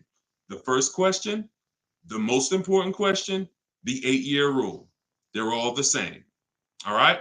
Go ahead, Dolan. Shoot the next question up. We're bringing them from all 4 platforms. This one's from YouTube. I drive an average of 22 to 25,000 miles a year. Would leasing still be a viable option for me? Great question. When I worked at Hyundai and I was a manager there for 6 weeks, owner ended up getting indicted. It was like all I needed was 6 weeks before God told me, son, this is not the place for you. But I learned something very important there. I was helping a person who returned their lease. He had like 70-something thousand miles on his Hyundai, and he was returning the lease. And I said, did you lease this? He said, yeah, all I do is lease. Said, I'm in sales. I'm on the road, 25,000 miles a year almost. All I do is lease. I used to buy my cars. I was losing so much money. The depreciation, because think about that depreciation, y'all. For the regular person, it looks like this. The value of your car is like this. For the high mileage driver, it's like this. They're going to destroy that value in 3 years, right? So he was explaining this to me, and I'm listening. And then I looked at what he was paying, and I'm like, it looks like he got a great Hyundai deal, right? And then he paid additional, maybe $175, and he got his high mileage lease. And I said, I got to tell everybody I know about this, because I was dealing with high mileage drivers coming back who wasn't leasing, who had all this negative equity. And I'm like, we got to do something different here. So he comes in, and that's when I started, diving in and seeing that for the short term, high mileage driver. Short term means you are not keeping the car 8 years. It doesn't change. Most important question, first question, 8-year rule, all the same. If you say, Deshone, I drive 25,000 miles a year, how many years you keep in the car? Probably 10. Then there's no need to lease. You can find a car that you can put 200 to 250,000 miles on in 10 years. They're out there. Get one of those. But if you're saying, Deshone, I'm not keeping it 8 years, I'm going to keep it 5, then you should absolutely be shopping for a lease. I have 2 strategies for the short-term high mileage driver that's going to be better than you doing what you've been doing. Some people will tell you make high down payments. Bad, because you're just throwing more money at the car you won't get back. Some people tell you take shorter loans. Instead of 5 and 6 year loans, take 4-year loans so you won't have negative equity later. Both of those solutions involve you throwing more money at the car that you're not going to get back. The 2 strategies that I teach is, 1, the high mileage lease. You're going to shop, get your offers. We always shop with 12,000. That's what we do. We get multiple offers. We get at least 5. We get at least 5 because 80% of dealers are overpriced. You're not going to see that until you start getting multiple offers. When you start getting multiple offers, you're going to see that 80% are overpriced. We don't try to change them. We expose them. So once you see that, you're going to find the dealers that offer the best prices. You can do that manually by calling sales managers and getting multiple offers, or you can do it my way. In my book, I have a strategy called 25 to 5. We do everything online, and you're using my scripts and my email templates. So it's hard for me to break that down for y'all because I wrote these email templates. So either way, you get to the goal of at least 5 offers.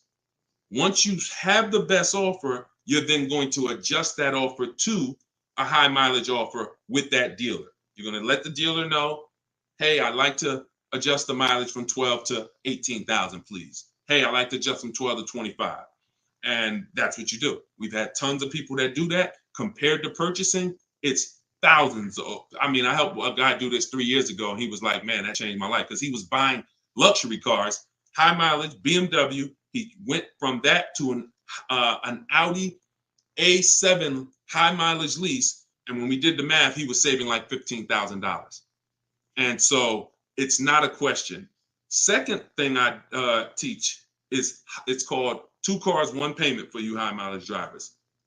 You don't want this. Doesn't apply to Uber and Lyft. So let's put it like, if you're in business and you're putting thousands of miles on your car a month for business, different. I'm talking to regular people who like Deshone. I'm in sales. I'm a realtor. I'm always on the road. This is for you. Second strategy is 2 cars, 1 payment. You're going to get 1 car. The first car is the purchase. It could be a new, pre-owned, doesn't matter. And that's going to be your mileage car. You pay that car off 3, 4, 5, 6 years, and then you go lease the second car. Now you got the mileage car, and now you got the second car. That's your nice car.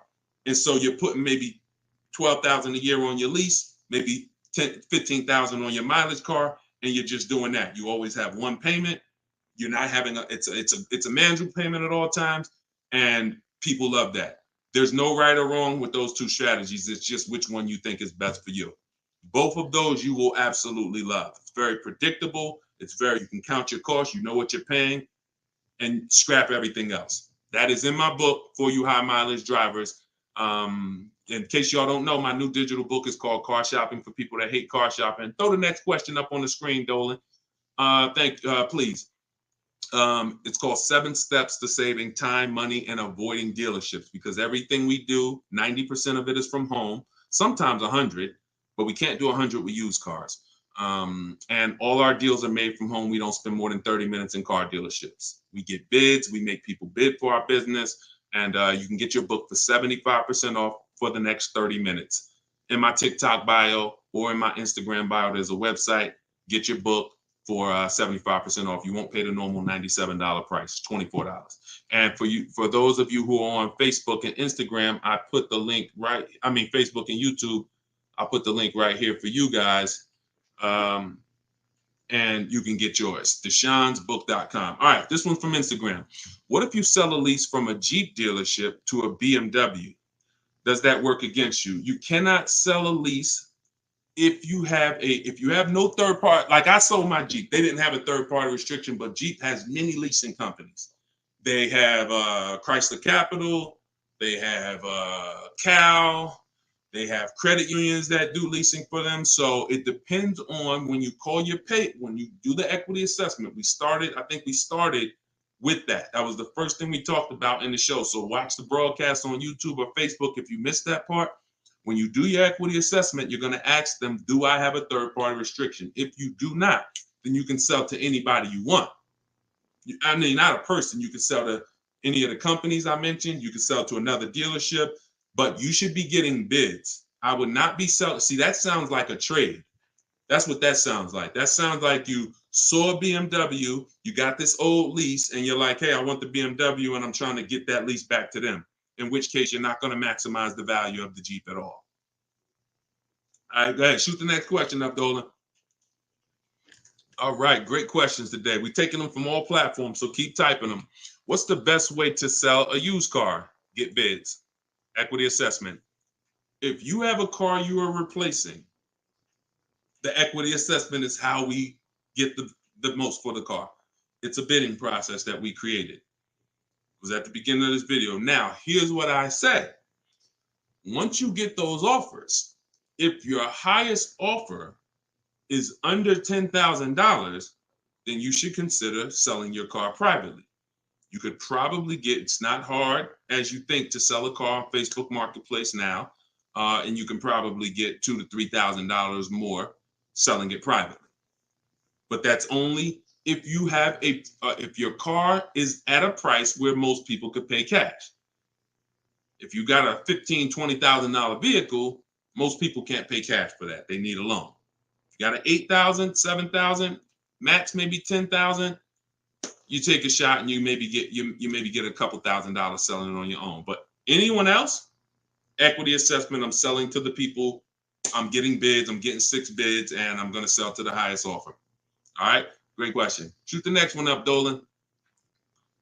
Oh, hold on. Let me put the emergency link here. Somebody said the link is still saying full price.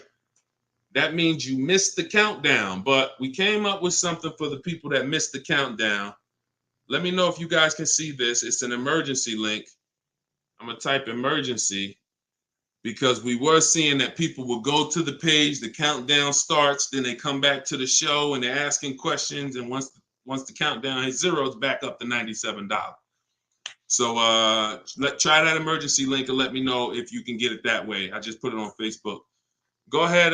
Okay, this one's from TikTok. Reliability of Mercedes these days. Thinking about buying a 2021 A35. So you want to find out what the reliability of that particular car is.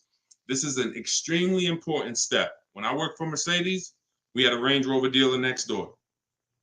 When I had my leasing company, new car brokerage rather, Range Rovers were in the shop all the time. People would tell me about them all the time. Now, that could be particular years. Same thing with Maseratis. Could be particular years. But if you do what I'm about to tell you to do, you have a good shot of avoiding this. See, this happens when you start asking people their opinion on cars. Can y'all keep tapping the screen, running the lights up? I see y'all running them up. The more y'all tap the screen, the more attention TikTok brings to the broadcast, the more people we get a chance to reach with this information. So I appreciate y'all running them up. When you are asking people, and I'm gonna tell you to never ask a person their opinion on a car. Not even me. I don't care who they are. A mechanic, doesn't matter. And I'm going to tell you why. First of all, millions of cars are sold per year. Opinions are subjective, and there's not enough. No one person could tell you if a car is good or not. They just can't. Maybe theirs is okay. Maybe theirs is not. But most people are fine with it. So what we do is, this takes 5 minutes to do, and it'll protect you. This is in step 4 of my process called shopping, not buying. We're deciding what we want. We need to eliminate bad cars I don't care if you're like, man, I remember years ago, people were like, there was this one person like, Deshone, I was looking at the Kia Telluride and I looked and this particular year had electrical issues. That's kind of sending me some red flags. I said, that's exactly what it's supposed to do. Next, maybe next year they'll fix it. This year, it has electrical issues, is what the data is saying.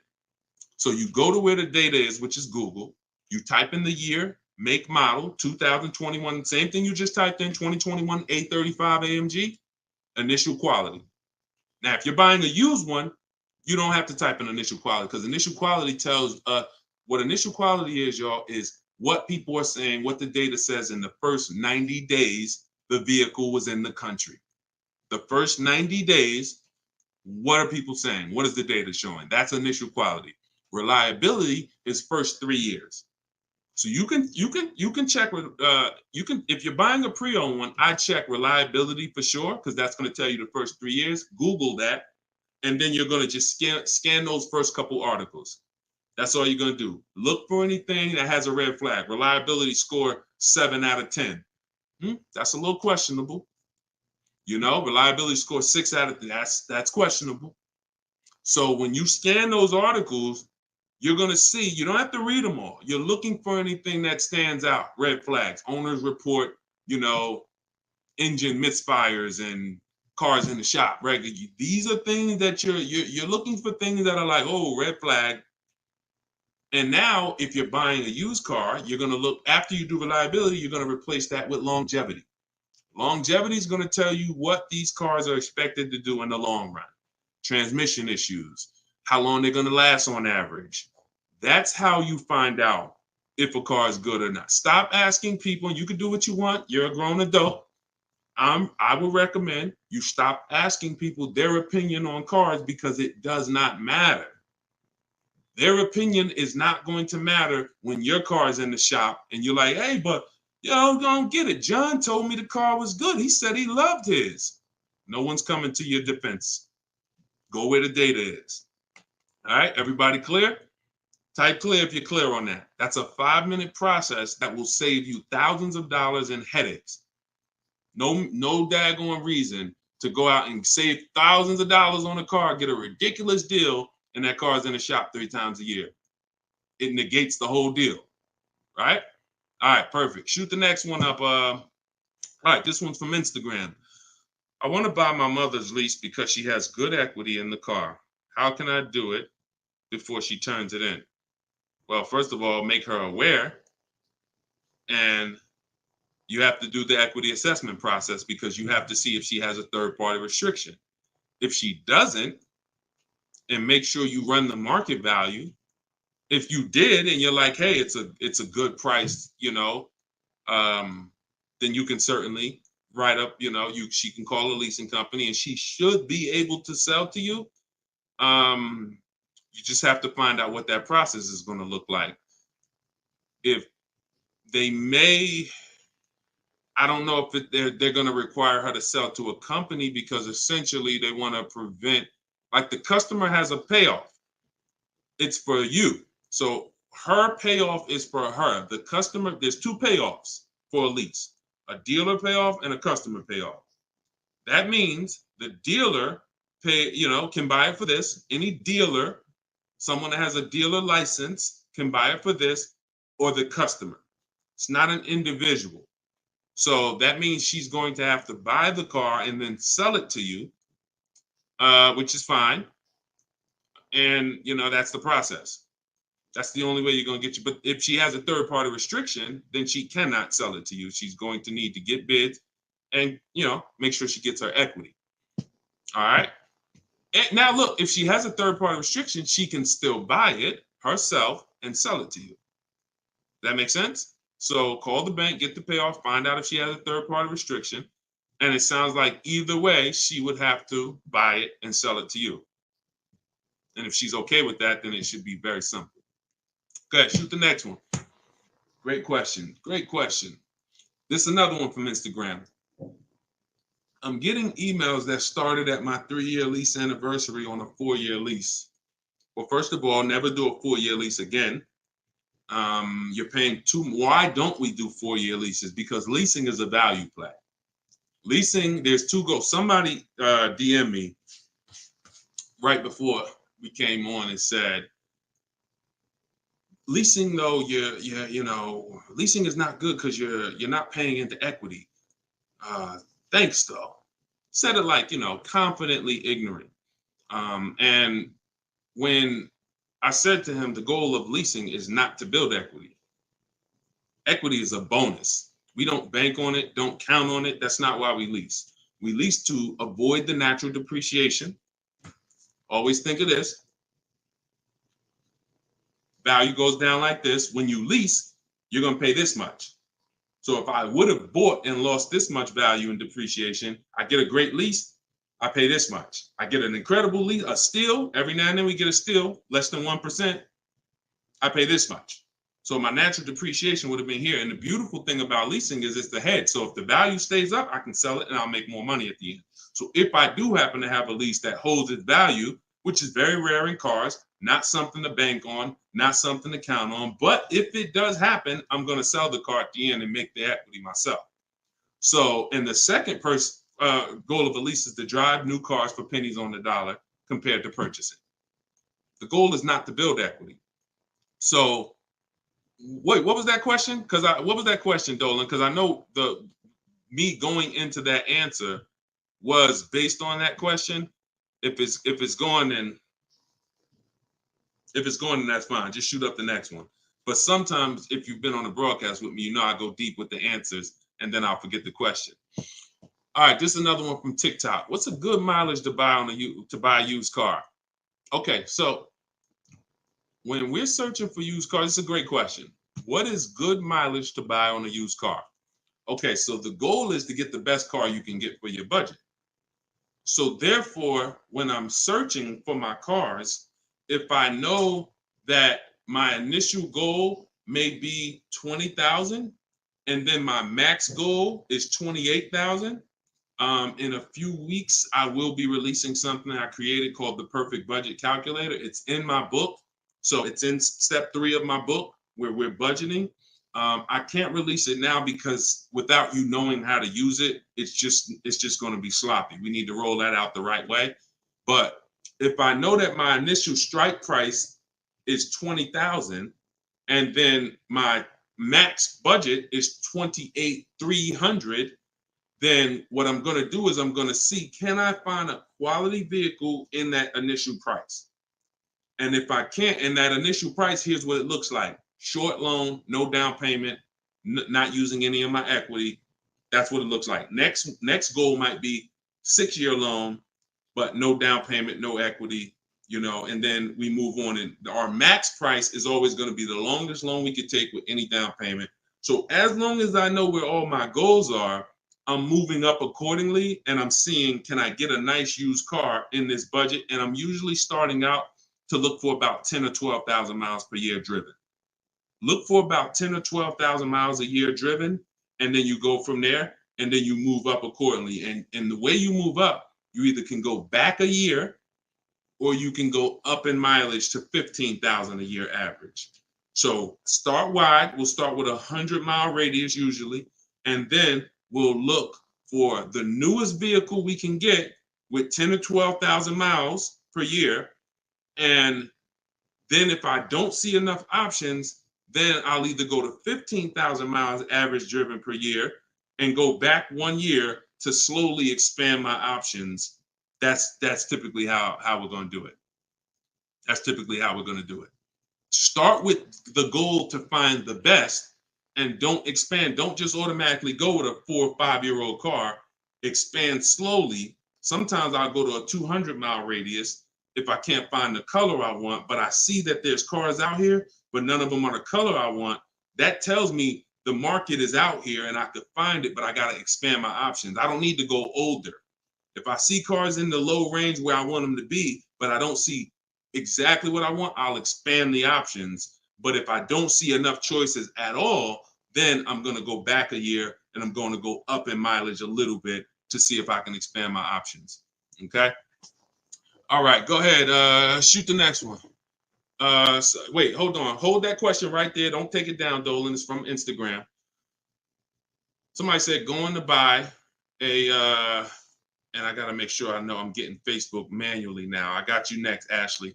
Going to buy a 2014 SRX now, 124,000. I hope you're paying cash, and I hope that you've done, some of the steps to make sure it has a good title, great service records, great accident history. All right, go ahead. All right, so this one's from Instagram. Is it normal for a dealership to want 2,000 down for a 10K car? We don't. What's normal is for dealerships to do deals that are in their best interest and secondary for you. If you're dealing with the 80%, it's normal for them to do weird stuff. It's normal for them to overcharge people. It's normal for them to do this. So you have no shopping process, and you're at the mercy of one dealer. You're tied into one car, and it sounds like you are invested in that car and you have no leverage because you have given them the signs that I want that car, not that, hey, I have multiple options. I'm looking at multiple options. I've seen 7 of that car, and I can, it's just the way you shop is creating that result, and I don't know how to help you out. Listen, I'll give you an example, and then we'll go to Ashley's question. Some people will call back. This is back when I first got out of the business and I started teaching. I had a few people who would call me back then. They know now that I teach. I don't, I don't have time for calls, and I don't do DMs. It's just literally I make the information available. The people who want it are going to get it. But they would call me, Deshone, I'm in this dealership right now. I'm trying to get them down on this price. What should I do? I said, walk out. Yeah, but is there any way I can get them down? Do you want my advice, or you want to do what you want to do? Nah, man, I'm trying to get the best price. Okay, walk out. Because you're never going to get the best price in the dealership. And even if you think you did, you're never going to have what do we want? If anybody knows, it begins with a P. It's the most important thing. It's the guaranteeing that I paid less than everyone else. It's called price assurance. You can never have that until you start comparison shopping. You will always have a hint of buyer's remorse. If I ask you, here's the key. Did you think you got a good price on that car? Oh yeah, I think all right. I think I did all right. Are you willing to bet $500 that you couldn't have got that car or a car like it for less money? Nah, man, I don't want to take that bet. Right. So when you look at people like this, when you look at people like, Vincent, he gets his pre-owned Lincoln. He said, bottom line, purchased a 3-year-old Lincoln Corsair, premium trim level, less than 45,000 miles, clean Carfax inspection. He said, my goal was to target a discount of 30 to 35% off MSRP. That's the true value percentage. Y'all will hear me say something like that. You can't buy a used car without knowing what it cost originally, because you truly don't know how much you save. He said, I found a deal for off of 43% off of MSRP at a dealership that delivered the car from one state away. Short conversation with their finance manager, all done on my terms. If I asked him, you willing to bet me 500 you couldn't have found a car like that for less? Yeah, I'll take the bet. Because he's shopping multiple offers, shopping the whole market, and he's not pulling the trigger until he knows this was the lowest price in the market. He's not invested. He probably narrowed his search down like I did with my Infinity truck. I bought a used Infinity. I narrowed my search down to the top 4, and then I went with the one that had the biggest discount from the brand new price. Brand new price was 54. I paid 31.8. I got a 42% discount. I'll take the bet that there was no other car in the market within 100 miles of me, 150 miles, that was a better value than that. And the only way you're going to have the confidence when you make lease deals, purchase deals for new cars, purchase deals for used cars, that you guarantee, I'll take the bet, there was no other offer out there lower than this, is you need to have multiple offers. That is what gives you the price assurance. Not only that, you'll save more money quicker. 60 minutes is all it takes for us to do these deals. The internet's here. I just want to teach you how to use it the right way. This is all in my book, Car Shopping for People That Hate Car Shopping. It's a digital book. You can get it for 75% off. Get your copy. You won't pay $97. If you get to my TikTok bio before 30 minutes, get it for $24. You can be using this tonight. Same thing with Instagram. You could be using this tonight in my Instagram bio. And Facebook, if you're watching on TV, just scan that QR code with your phone, or go to deshonesbook.com. All right, shoot the next question in, and we'll get through. We still got some more time. Let's get through what I got to do. Let me take Ashley. Hold on. Ashley said I have a 2018 Escalade that needs an engine. I'm a high mileage driver. Okay, many of you are going to be in the same situation. You're going to be like, Dad, same question I was going to ask. So a lot of you are in the same situation. I have a 2018 Escalade that needs an engine. I'm a high mileage driver, so my car value is lower than my loan now. I need a new car. What do you suggest to trade in or lease? It's a 2018 Escalade. You don't need a new car. You need an engine. See, here's what you're doing, Ashley. Here's what you're doing. Cars values here. Engine goes. Cars values almost nothing. 2018 Escalade that would normally be worth several, a good amount. With no engine, it's worthless. So the worst financial decision would be to get rid of the car in that position. I mentioned my dad. He bought a GMC Envoy. It was pre-owned, 3 years pre-owned when he bought it. Engine went out maybe 3 years later. He got a mechanic. He got his mechanic, local mechanic, reputable mechanic, got him a used engine, put that engine in there about 5 years ago. Maybe 6 years ago. He's been driving it ever since. See, because we're not comparing the cost of replacing when you are doing this. If you're willing to take the hit, which is going to be a 5-figure hit, to get out of that car, an Escalade engine, an easily replaceable item that would keep that, and you have a loan, you can do whatever you want to do. But the best thing for you to do is to find a local mechanic, a reputable mechanic, ask around, ask on social media, who's the shop that everyone knows. All of you who have a car, if you have a car that doesn't have a warranty, a local mechanic is a must. A local shop that you build a relationship with, that everyone knows, is a must. And I would be trying to get a used engine to get in my Escalade and keep my Escalade.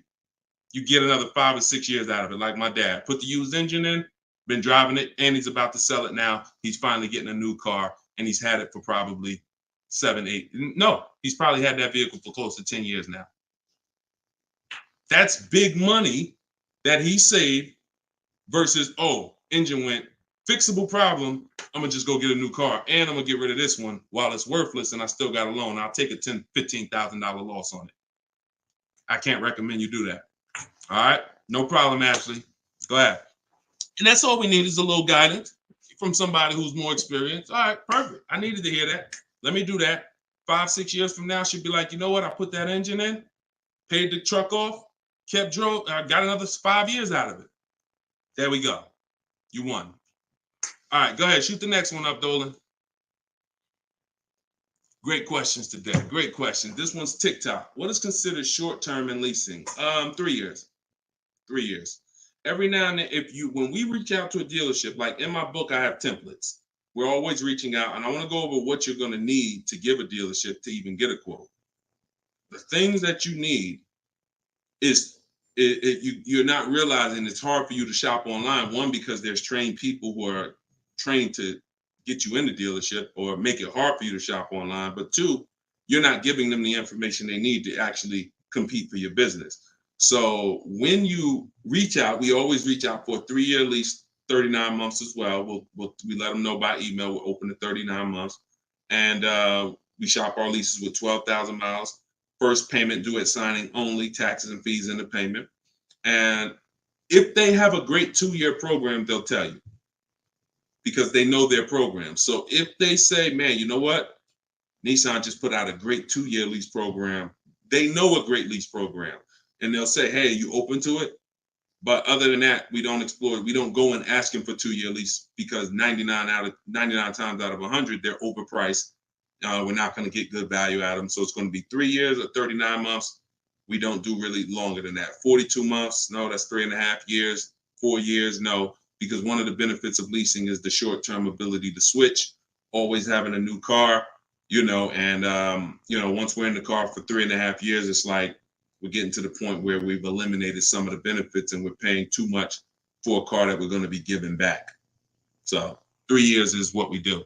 And if you cannot find a car for 3 years, if you tell me, Deshone, I need a car for 1 year, then you should be buying a very inexpensive used car, $5 grand, $7 grand, $8 grand, 10 grand maybe, because any other car that you buy and expect to trade it in 2 years or a year, it's not going to happen.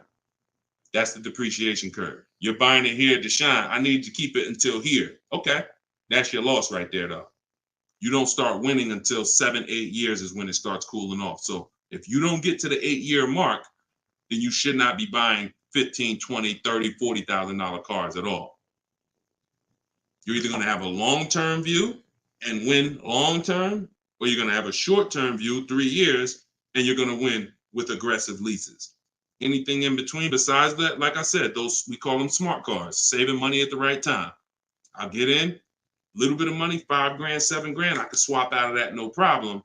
But going in and buying these $15,000, $20,000 cars, you can't beat depreciation. It's going to be you. And now you're trained to see it. Before you're like, why am I losing? It's because you don't see the unseen expense, which is depreciation. That's what's killing you short-term buyers. All right, go ahead, shoot it up, Dolan. Great question. Let me see Facebook, because we're doing Facebook manually. See, Billy said, had to transfer some money. Could you put up the emergency link again, please, before you go? Yes, absolutely. Yes, here is the emergency link. I'm putting it on Facebook. For those of you who missed the 75% off for your book, I'm putting the emergency link here. Dang, now it's not coming up. Hold on. And let me make sure. All right, there you go. It's up. Okay, this one's from Facebook as well. Oh, all right, we finally got Dolan was able to get some questions from Facebook. All right, what will be a good interest rate on a 2024 GMC 1500? There's no way. That's a lot. All right, this is a good question. What will be a good interest rate on a 2024 GMC 1500 700 plus score? The same way we don't know how much we're going to save off that vehicle, we don't know what the lowest in the market is. We don't know what the lowest offer in the market is. We get bids to see. And there's 3 steps in what I call the bank bidding war. First thing you're going to do is see, does GMC have any special interest rates? Whenever you're looking for a car, there's 3 steps in this bank bidding war where we have multiple banks and credit unions fight it out for our interest rate, for our loan, because there's a lot of money in loans. If you're buying that's about a $70,000, $80,000 truck, depending on how much you finance, literally 1 point on the interest rate might be $200 to $2,500. 1 point. So if you're not taking shopping for your loan as serious as you're taking shopping for the price of the car, you're going to lose thousands of dollars. So we bid. Now, if you check and you see GMC's running 0.99, there's no reason to shop anywhere else. No one's going to beat that. That's like a finance rebate. That's always the first thing we do. Check, is there any special interest rates on the car? Certified pre-owned car, any special interest rates? If we see that, that eliminates the need to get bids. Now, we don't always buy certified pre-owned cars, because if they're not priced competitively, we're not overpaying to get a certified pre-owned car. So sometimes you'll see $3,000, $4,000, $5,000 more for the certified pre-owned. No, we'll buy a quality car that's not certified pre-owned and be in a better financial situation. But once you find your best offer and you get your bids on that truck, whoever wins the bid, we get at least 5 offers. In my book, I call this the 25 to 5 strategy. We connect with 25 dealers online. It takes us about 20 minutes. And within 48 hours, we're going to have at least 5 to 7 offers. Once we identify where the best offer is from, that is the person we're going to get the purchase order from, buyer's order that has all the numbers written up, and we are going to call our bank, our credit union, or go online, and we're going to start letting people access our credit. It's never before. No one is ever touching our credit before we have found the vehicle we're buying. There's no hard pulls ever before we have found the vehicle we're buying. You don't need hard pulls to get offers. You don't need hard pulls to get quotes. Deshone, they told me I did. They lied to you. You don't need them to get quotes. And if you do what I'm telling you to do, you will expose. Oh, look, you gotta understand that you need to unlearn anything that is not what I'm saying. Test my stuff until it doesn't work. That's what you do. I'm telling you that you bring me your goal and then you test what I'm telling you until it doesn't work. Don't add to what I'm telling you. Don't make up your own. All right, I'm gonna just freestyle this part here. Don't do that. Take what I'm telling you, use it, and then you'll see the difference. But you can't mix what I'm telling you with the old way that you used to buy. It's not gonna work. You have to do all of what I'm saying because I have this thing to a process. It's like McDonald's. You can't go in and just say, "Oh well, I know I'm supposed to take the fries out when the thing starts beeping, but I think the people might like the fries a little less well done. I'm gonna take them out early." You can't. Don't take the fry when you hear the beep. That's what it is.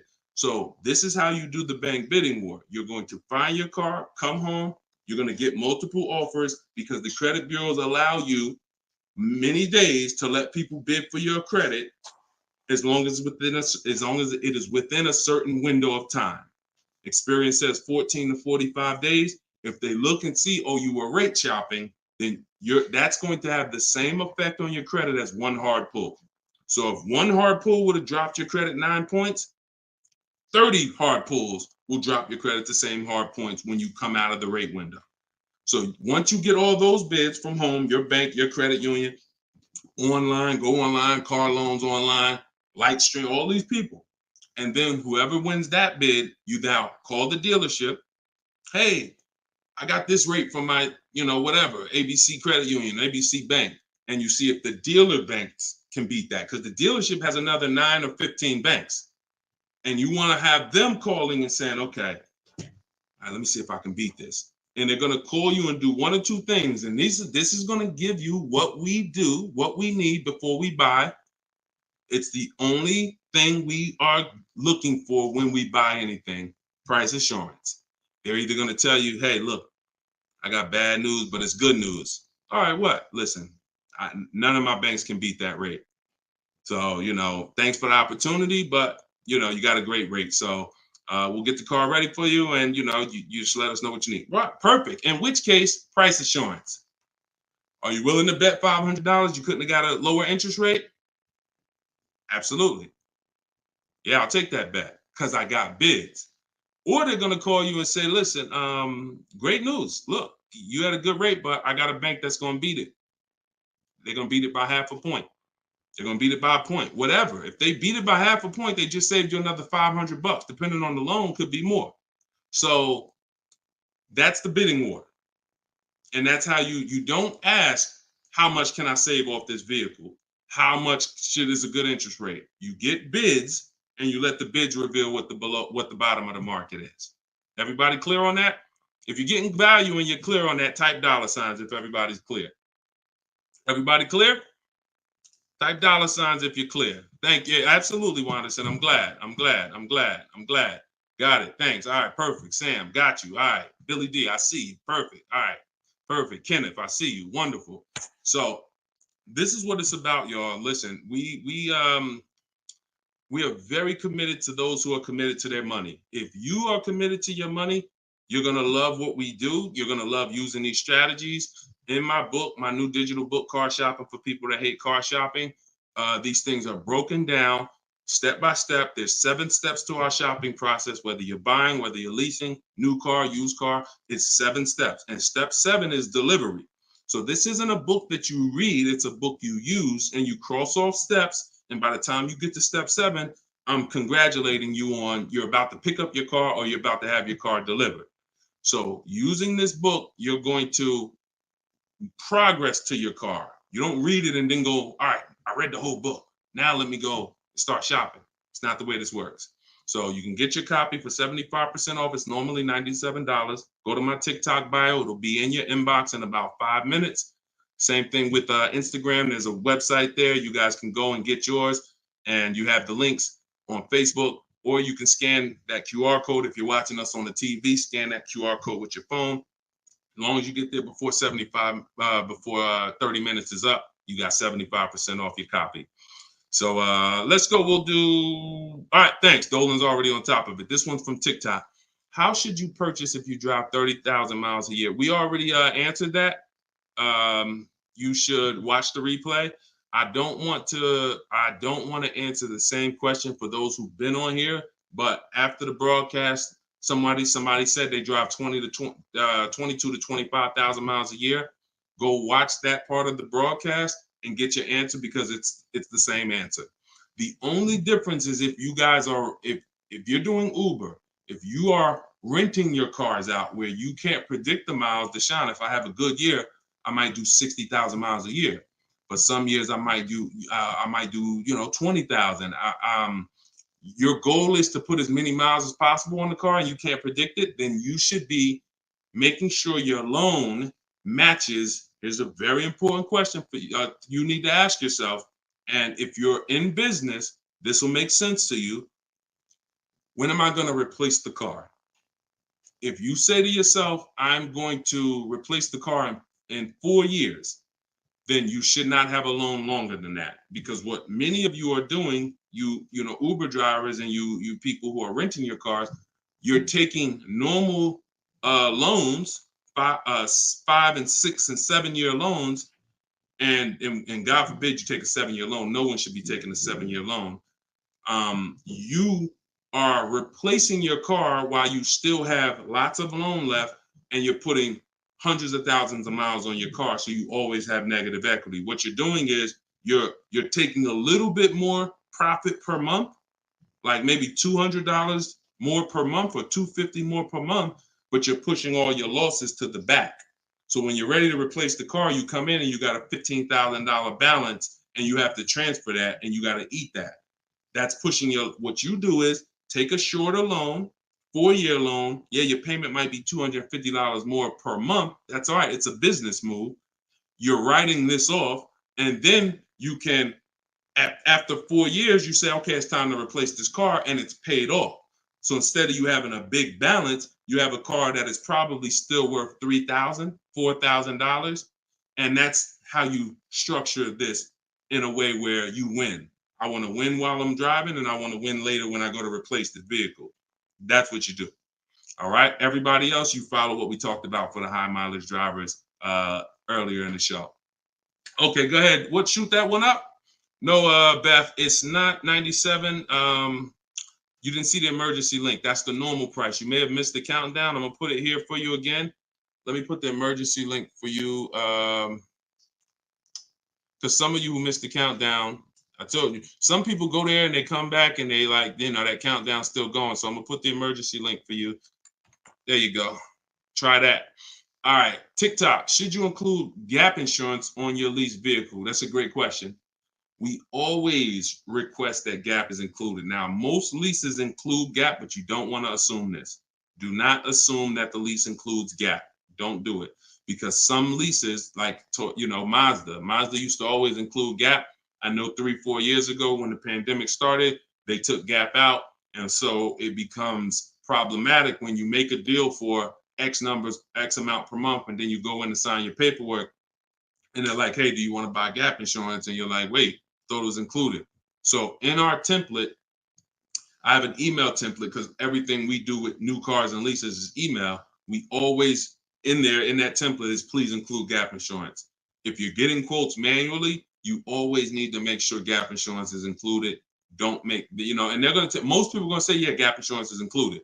But for the rare cases where it's not, you don't want to be surprised. So always. All right. Well, we just hit an hour. We try to keep these to an hour. And great. This is a great call, a great show. A lot of great questions. You know, we can stay on all day, but certainly we want to keep these live streams coming. Whenever you see them, jump on. We get all types of questions. So even if you're watching a rebroadcast, you're going to find that you can get your questions answered in a lot of cases, because many of you are in the same situation. So we'll keep these going. For those of you who had the book, use it. Please write me as soon as you get the book. Do not DM me, because I don't see DMs. We have thousands of, we just hit 2 million followers. So we're getting hundreds of DMs across all these platforms. As soon as you get your book, you get a support email, because sometimes the book, you type something wrong in the email and it doesn't come. And I want you to reach out to support, and they'll make sure they check and get you your book. But other than that, it's no reason why you won't get it. We've been able to put this in a lot of people's hands. Thank you for all the gifts, and email me with your deals. When you pick up your car, the difference with using these strategies is you're no longer going to be just excited about the car, but ashamed of the deal. What I mean is, ashamed of the deal, you'll see tons of people, and you may have been in a situation where, hey, got a new car. Let's not talk about what we paid for it, because you're not that proud, you're not that confident. When you do this, you'll be sending me, Deshone, look at this lease. Just pick this up, 1.2%. Hey, Deshone, look at this new car I just purchased. Lowest, it was out of 7 offers I got. This deal will beat them all. Look how much I saved. Boom. Deshone, look at this used car. I got, X% off true value percentage. This is how you're going to talk. And it's empowering. And this is what you deserve. So for those of you who have the book, please email me when you get your copies. When you get your cars, and I look forward to reading your success stories and congratulating you. So we'll see you on the next broadcast. And those of you who want to watch the replay, it'll be up on YouTube or it'll be up on Facebook. Check it out, and I'll see y'all next time. God bless. And then if you are shopping for a car now or in the next 12 months, I want you to type me in the comments. All right, so we know who we're talking to. And Instagram. All right, Instagram. I see Instagram log this out again because I switched from the screen. We're just getting used to this. But as you come in, if you are shopping for a car now or in the next 12 months, just type me. And I want to know, because I want to talk specifically to y'all. If you're shopping for a car, after that, that's fine. But I want to talk specifically to the people who are shopping now. Now, after you let us know if you're shopping, I want you to check in. Where we at? Where are we at today? Let me know where you are in the country. I like to do a roll call, check in. Where are we at in the country? Good to see you, Calvin. Good to see you, Catrella. Good to see you, Charlicia. Steeler Nation, St. Louis in the building. I see you. Okay. Hold on. Let me go here. TikTok. All right. Where y'all at? Let's. Okay. I see Dallas, Texas. I see Tampa. Hold on. I'm trying to see Chicago, Illinois, VA Beach, Utica. I see you. Check in. Where we at today? Where we at this afternoon, evening, morning? Come on in. All right, we got the whole country on here. And we got the whole country on here. All right, I want to welcome y'all to Car Q&A with me, Deshone the Auto Advisor. As you come in, if you could spend a minute or two with us, 5-10 minutes, an hour, you're going to get a lot of value out of it. We're getting ready to do some rapid fire Q&A. And we're going to be answering all types of questions about car shopping and what you need to know to make sure you're saving thousands on your next car and every car you get after that. So as you come in, if you're not subscribed, if you're not following, you will benefit from hitting that follow button. You will benefit from hitting the subscribe button, because we're going to be doing this live show pretty regularly to make sure that you guys have access to all the information. So before we get into Q&A, I want to give people time to come in. I also want to finish up the housekeeping. My new digital book, Car Shopping for People That Hate Car Shopping, is now officially released. We are doing a 75% off sale. It's normally $97. It's a digital book. It has links to videos. It has links to my scripts. There's no guesswork in this, y'all. I want to give y'all a process that y'all can use for the rest of your life without having to worry about, I want y'all to be able to guarantee a success. So if you're on Instagram, you can go to the Instagram bio. You won't leave the broadcast. Get your 75% off because it's only available for a few minutes at 75% off.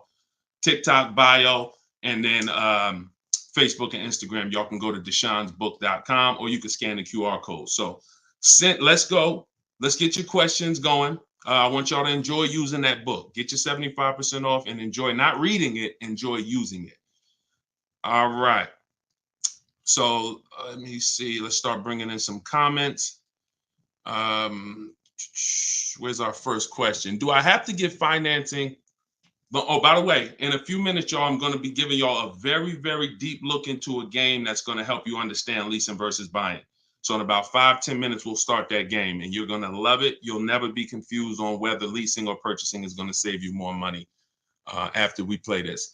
Do I have to get financing to lease a car? No, you don't. Whenever we lease a car, we are always using the dealer's financing department, their companies, the bank that makes the car. And because we can't shop for our own financing, how do we make sure that they're not marking up the interest rate on the lease? Multiple offers.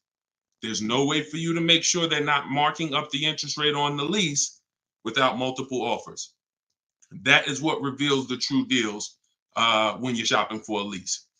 So there's no interest rate to shop for, but we must protect against interest rate markups with multiple offers, because some dealers will mark up the interest rate and never tell you. They'll just give you the quote, and they're depending on you not shopping their competition to find out that they marked up the interest rate on the lease.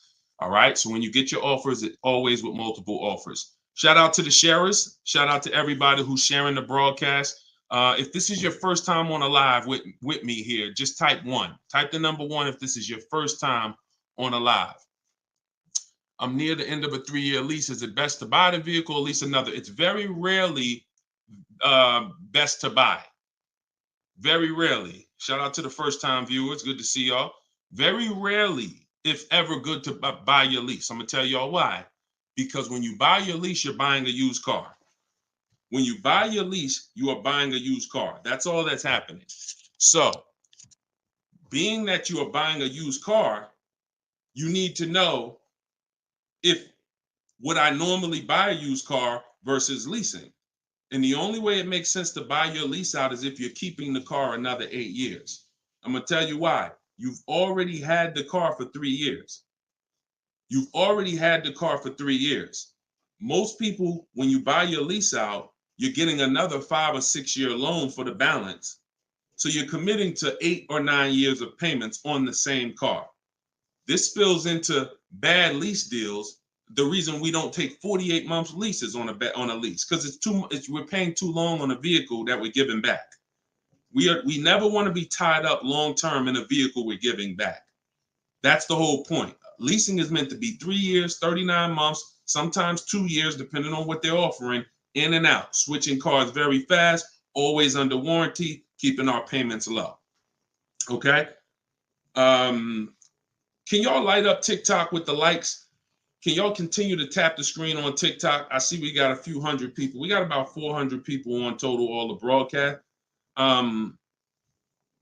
Could you actually hit that share button?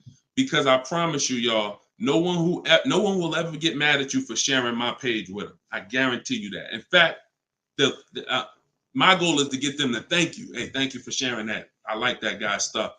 We try not to waste any time here. What about paying cash? VJ Live said, let me put this question up on the screen. If you're on, make sure you're subscribed on YouTube so y'all can see the whole thing, the presentation, when we share these numbers. We can't do that on Instagram and TikTok. So VJ Live said, what about paying cash? I have about 15,000 and I don't want payments, but they keep trying to push me to 20-25 grand range so I can have payments. Here's the thing. If you can find a quality car for 15 grand, great. If it's going to force you to buy something that's not, who's heard you always pay cash for a car? If, as you come in, thank you, Godhead. Shout out to the sharers. I see y'all. Who's heard always pay cash for a car? Type me in the comments. If you've heard always pay cash for a car, Type me in the comments. I see y'all lighting up. Keep tapping the screen on TikTok. We appreciate it. Y'all lighting up the likes. Y'all can see where we at on the likes in the top left. Who's heard always pay cash? Right? 5150 times heard it. VJ Live said, heard it all my life. Now listen, bunch of Dave Ramsey advice. Now here's the real. Here's what I'm just telling y'all. We got a bunch of people on here, hundreds of you all say, yes, I've heard you pay cash for cars. Now there's two schools of thought here. One is no debt. Now if your philosophy is no debt, I'm not here to convince you to change your philosophy. Here's what I'm here to talk to you about. If your philosophy is I want to do what makes the most financial sense, then we'll have that conversation. Because people who could pay cash for cars and don't, they typically are making money on their money. When I was in the dealership, people would come in, they would ask, what are the interest rates this month? If the interest rates were 0%, something special like 0%, 1%, 2%, 3%, if they knew that they were getting 10, 15, 20% returns on their money, they're not going to put it in a car. They're going to use the bank's money at 1, 2, 3%, and they're going to use their money to keep making 10, 12, 15, 20%. That's the philosophy. So they view that as, I'll pay 3%. They view it more as a business transaction than as a leveraging money to make more money. See, some people will tell y'all people who don't pay cash for cars, they're into debt. But I'm here to tell you that when I sat with very, very savvy people in my career with Mercedes and General Motors, I had tons of people who could easily have wrote a check for the car. I want you to know that if your goals are to eventually get into making more money with your money, investing your money, getting 10%, 12%, 8%, trying to beat inflation, then you're going to have a problem putting your cash into cars. Because not only, if let's say we park right now, this is just as answering VJ Live's question, because I got it up on the screen here on YouTube and Facebook. He's asking about paying cars. And many of you, as you sit on the show, you'll see, Dad, that's a similar question. Many of you will see someone's going to ask the same question you have. When we start seeing that we can actually use the bank's money for less, we're gonna realize that when you put $20,000 of your hard-earned cash into a car, that money cannot make you more money. That $20,000 that you just put in the car cannot make you more money. You have maxed out the value of that $20,000. It's in a car, you can't pull it out. You could refinance, but that's not happening. You're going to refinance and just get another loan. The point is, your money's in that car now. So had you had an opportunity to invest that 20 and make 8%, 10%, 6%, 12%, that's what the people who don't pay cash for cars who are wise are doing. I'm not telling you there's a difference. Look, I talk a lot about budgeting.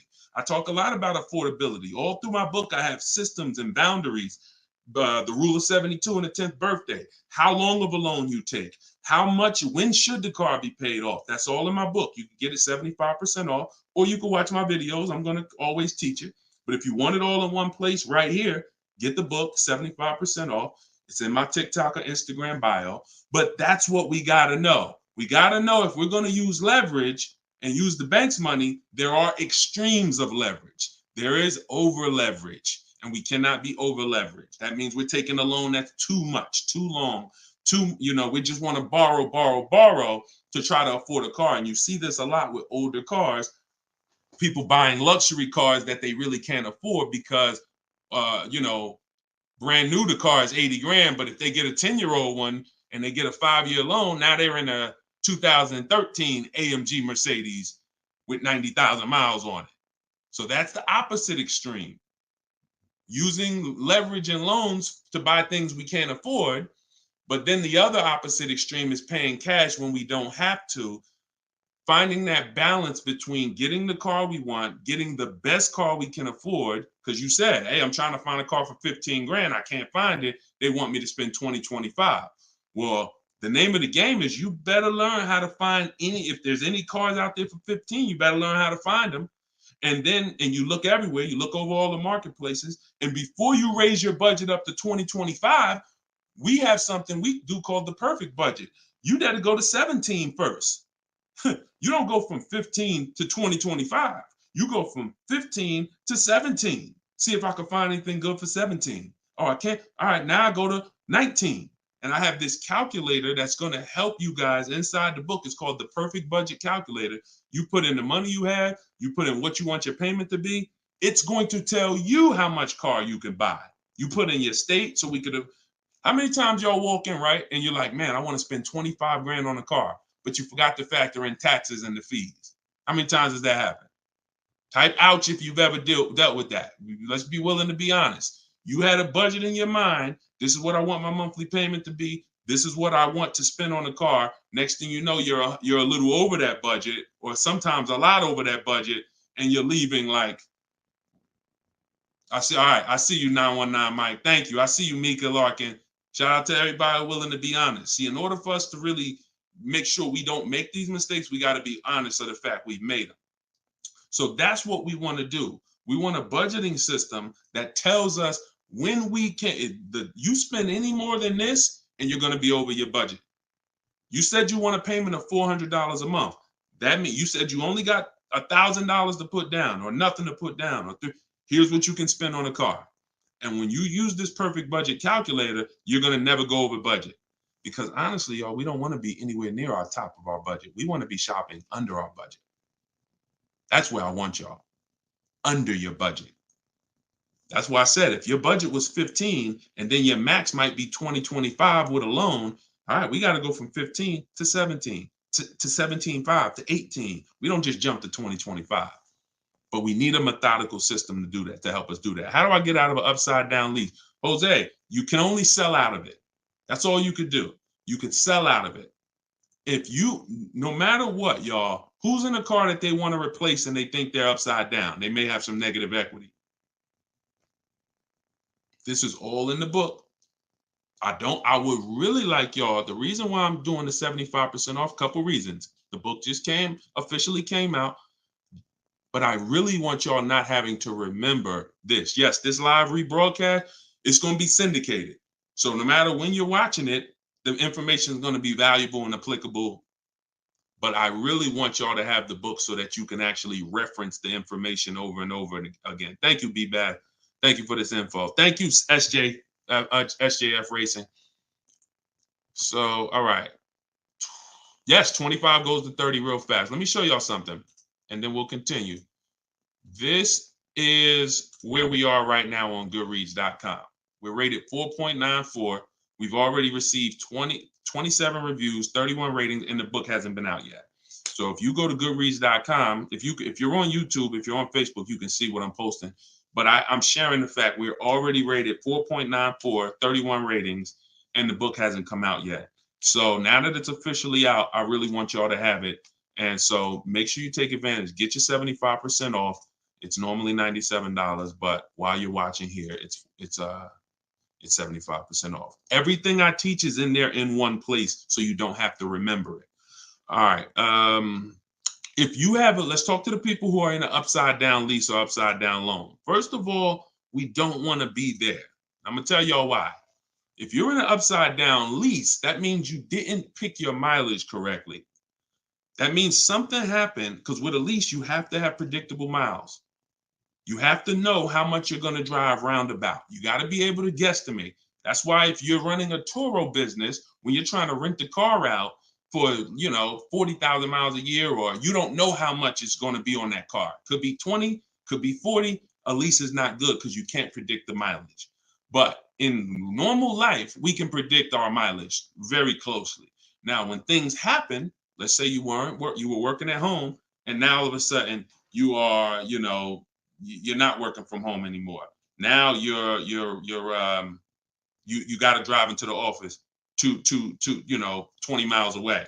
Well, that's a lifestyle change. That can lead to you racking up mileage penalties. But here's what we don't want to do. You don't want to buy that car, y'all. I'm going to tell you why. Every time you lease, you have a price that you can buy the car for. Most times it ain't worth that. Yes, in the last couple years, we saw a couple cases where, the buyout prices were good. Before the pandemic, the buyout prices usually were nowhere near what you could get a comparable used car for. So if your car was 3 years old with 36,000 miles on it, the prices they were putting was to make you not buy the car, was to make you send it back to them so that they can handle it and resell it. So if the price wasn't worth it to begin with 36,000 miles, I've seen people, you go over your miles and you're like, I'm over the miles, I'm just going to buy it. The price wasn't worth it with good mileage.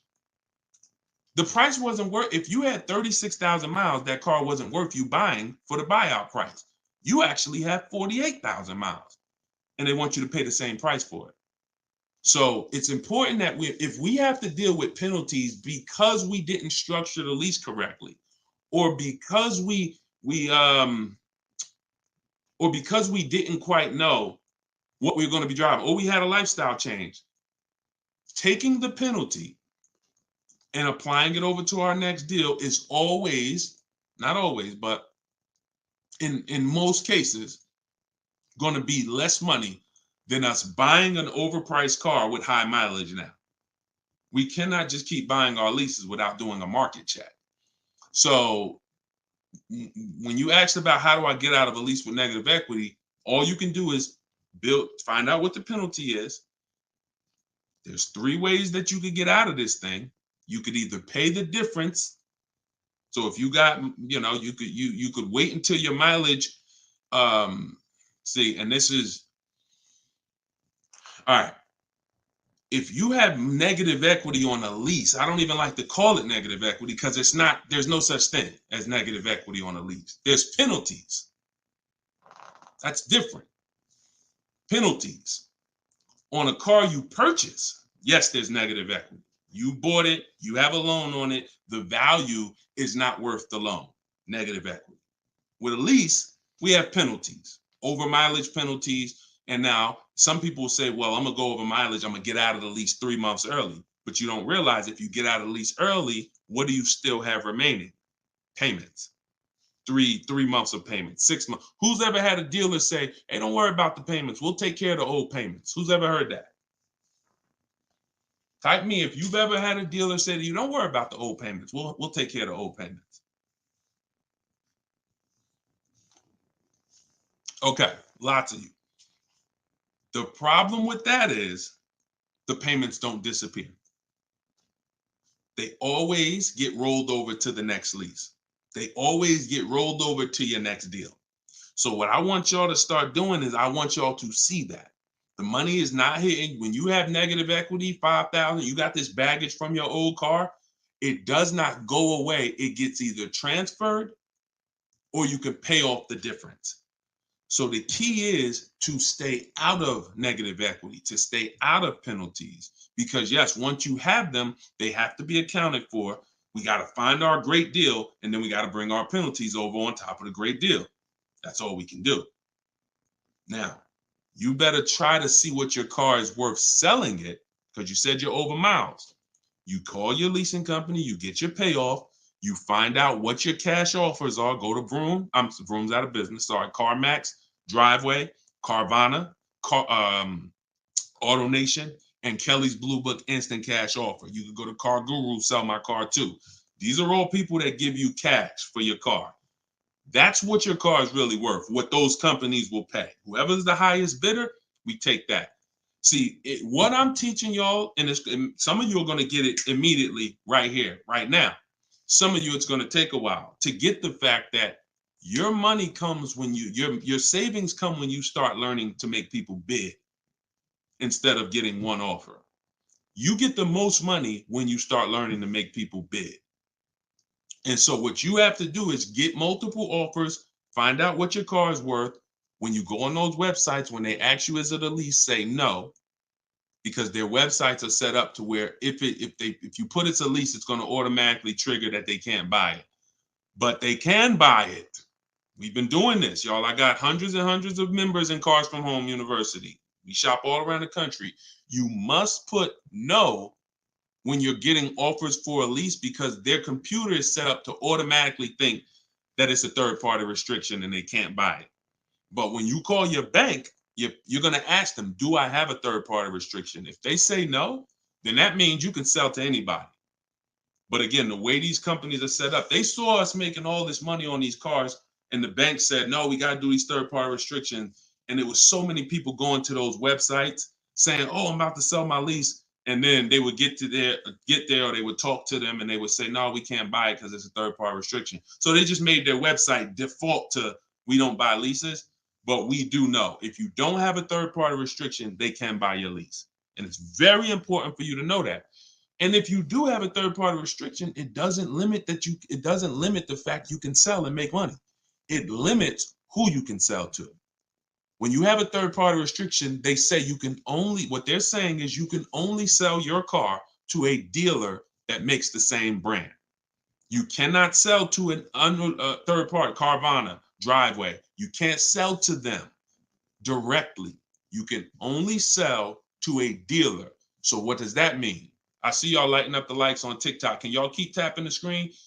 Let's keep those likes going up. I see it. I appreciate it. And thank you to everybody sharing. So when you are I just got off my point, but I know it was about selling. So multiple offers, y'all. This is all in the book, Car Shopping for People That Hate Car Shopping.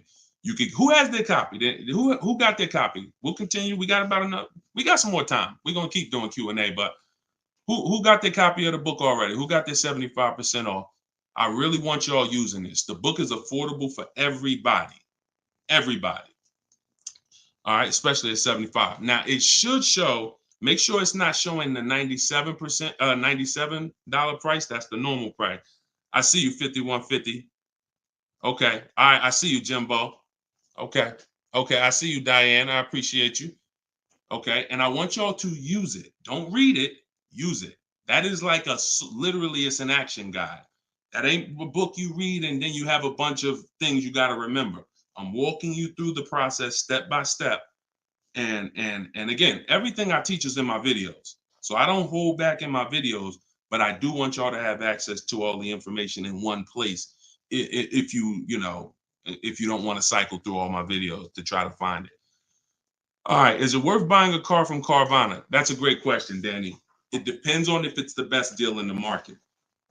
Danny said, is it worth it to buy a car from Carvana? Now, you can put anything in there. You can put Driveway, any of these online sites, online car buyers, online used car sellers. But here's the game that we avoid. We cannot shop from them exclusively because here's what they try to do. They'll try to sell you a car based on variety. Hold on. My do not disturb should be on. My do not disturb should be on. So anytime you see,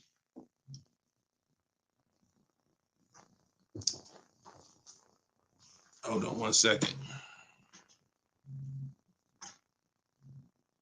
I keep getting a call and I don't know why it always does this.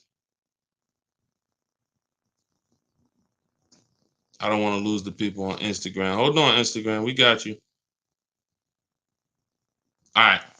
We should be back on Instagram now. Okay.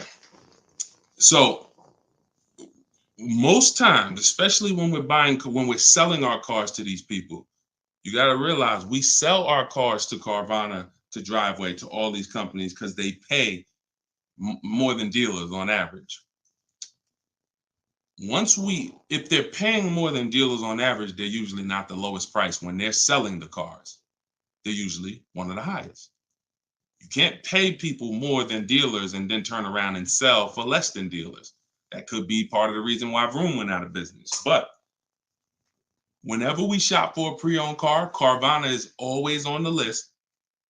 Whenever we shop for a pre-owned car, CarMax is always on the list. Driveway is always on the list. Why? Because we shop everywhere there's a used car. you may have been trained to shop local with used cars or to shop I only go to Car Gurus. Then you're missing the stuff that's on cars.com. You're missing the stuff that's on carfax.com. You're missing the stuff that's on auto driveway. You're missing the stuff that's on CarMax. So we got it just the same way. If we were buying a baby stroller, we're gonna go to Walmart, right? .com. We're gonna go to Amazon, right? We're going everywhere, right? That's the same way we got to be when we're shopping for used car.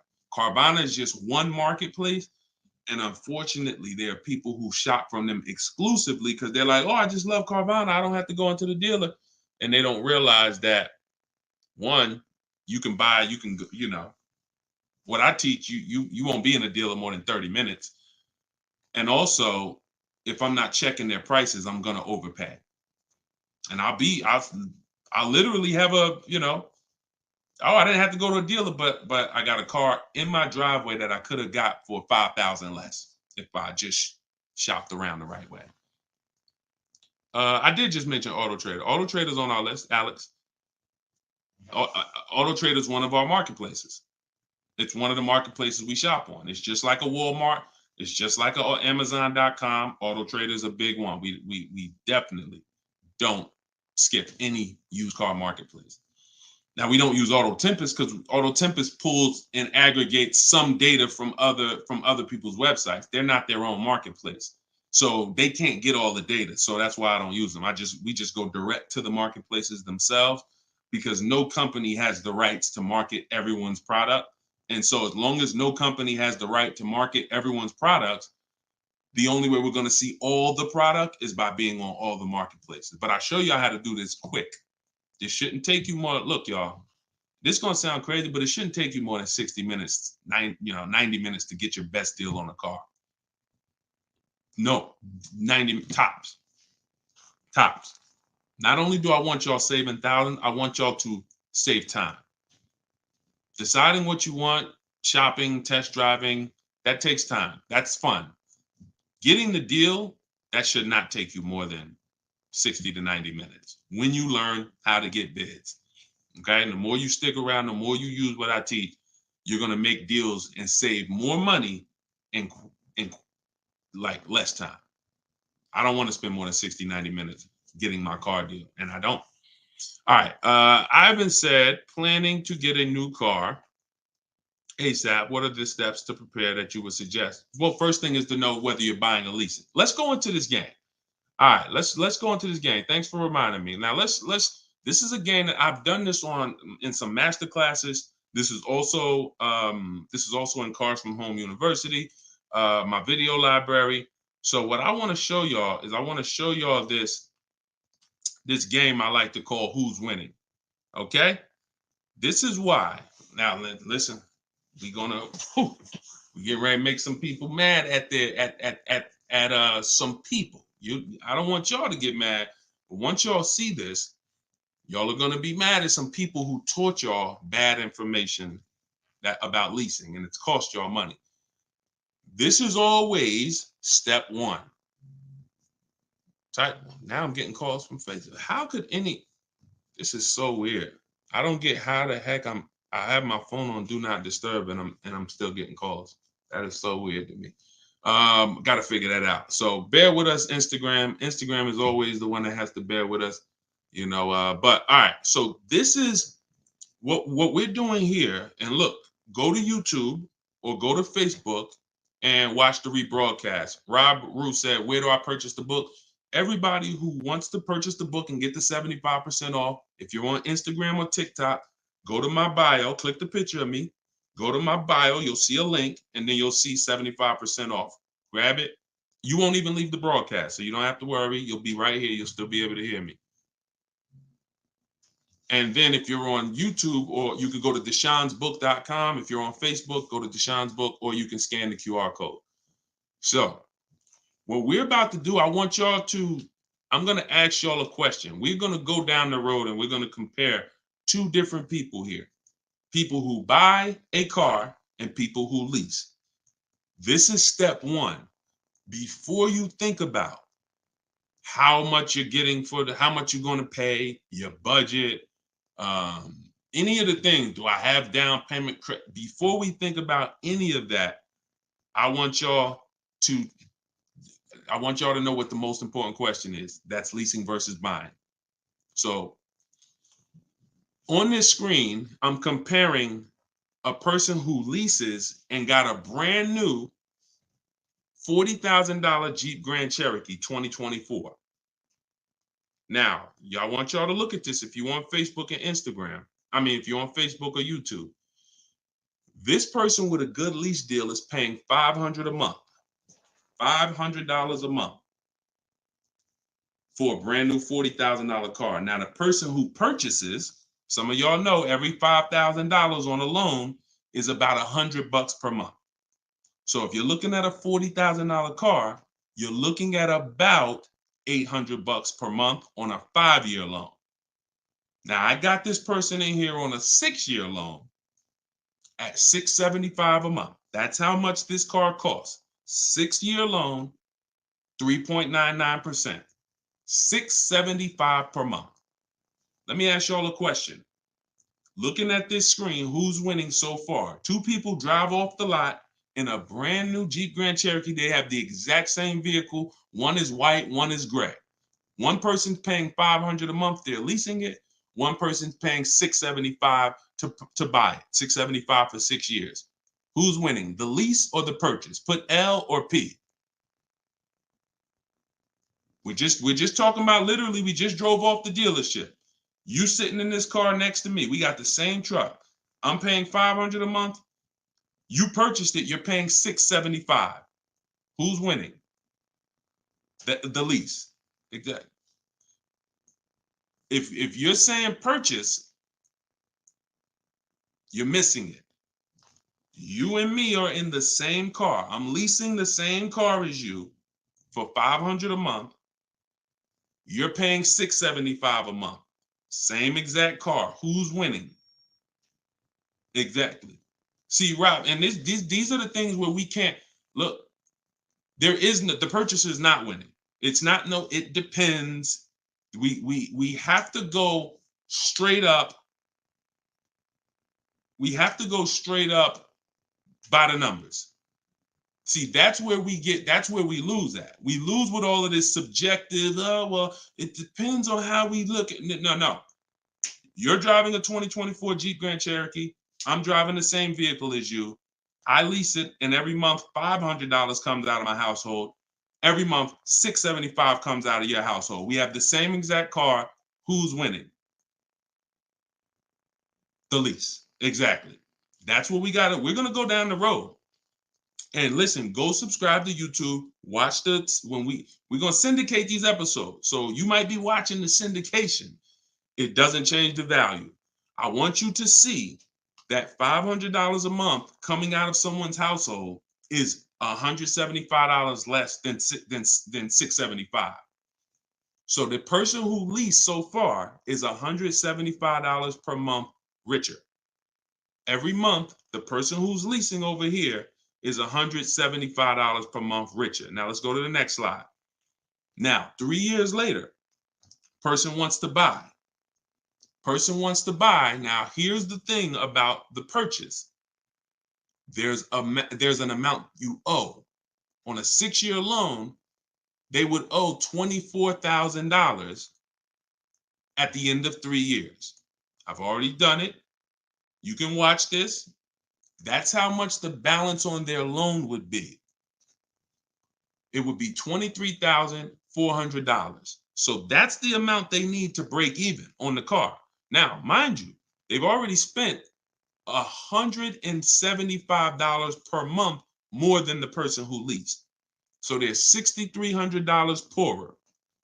You can see they're $6,300 poorer. See, I want y'all to see that everything that you're doing when you're not leasing is trying to catch up to the person who got a great lease deal. Everything from the moment you purchase, you're putting so much money out into the car compared to the people who get great lease deals that now your only goal is to catch up to them. This is why this is step 1 right here. Go to YouTube, watch it on YouTube so you can get the whole view. So 675, 500. Now, in order for this vehicle, y'all, is 40,000 brand new. What is a 3-year-old vehicle worth after? What is, if it was 40,000 brand new? What is it worth after 3 years? 40,000 is a fair estimate 24,000. I tried to look at what I believe a fair estimate is for a 3-year-old vehicle resale value. If we purchase a vehicle for 40,000 in 3 years, when we go to trade it, 36,000 miles, is it fair that vehicle, a fair estimate is about $24,000? You're not getting 28. Let's be honest here. We're not buying a vehicle for 40, coming back and get 28 3 years later. So here's the problem. When we get 20, you're not getting 28. And don't let the last 2-3 years of having high resale values confuse y'all. Don't do that. You will destroy yourself. You don't want to. There is no class, Solomon. There's no class. This is the class. Just tune in and lock in. Like, this is serious financial education that is going to be simple if you just focus on it. If you buy a vehicle for 40, the average that you're going to see that vehicle when you go trade it in is you get about 24 on. That is going to be a good cash resale value. And that's what happens to most people. And as you can see, they still owe, if your vehicle's only worth 23,400, I mean, if your vehicle's only worth 24, but you owe 23,400, you're breaking even. This is nothing. Like, I've already spent so much more than the person leasing, and now when I go to trade my car in, I'm not even able to get enough money to catch up to them. I'm not able to I'm $6,300 behind the person who leased when you purchase, and I'd have to get all that money back to make it worth it to have bought. That's why, y'all, when you buy your cars and trade in, you notice how much you always worry about how much you're going to get for the car. Y'all notice that if you're a person and you buy your cars and you keep them 2, 3, 4, 5, 6 years, you notice how you're always worried about, man, that's all you're giving me for my car? That's all you're giving me? Nah, you got to give me more than that. You know who doesn't worry about that? Keepers. Anybody in here who buys a car, keeps it till the wheels fall off? You never worry about what the car is worth, right? Because you're using all that value. That's what we do when we purchase. But here with a lease, you're always behind. If you purchase a brand new car compared to a person who leases, you're always behind. You can't catch up with them. You're paying too much money. So this is an intro. We didn't even talk about the fact, what if the person has an accident?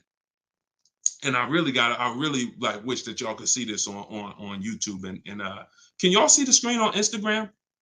I don't know. Are y'all able to see the slides on Instagram? I don't know what view y'all have on Instagram, but we're not talking about if the person has an accident. If the person has an accident in the car that they own, you lose two grand of your value.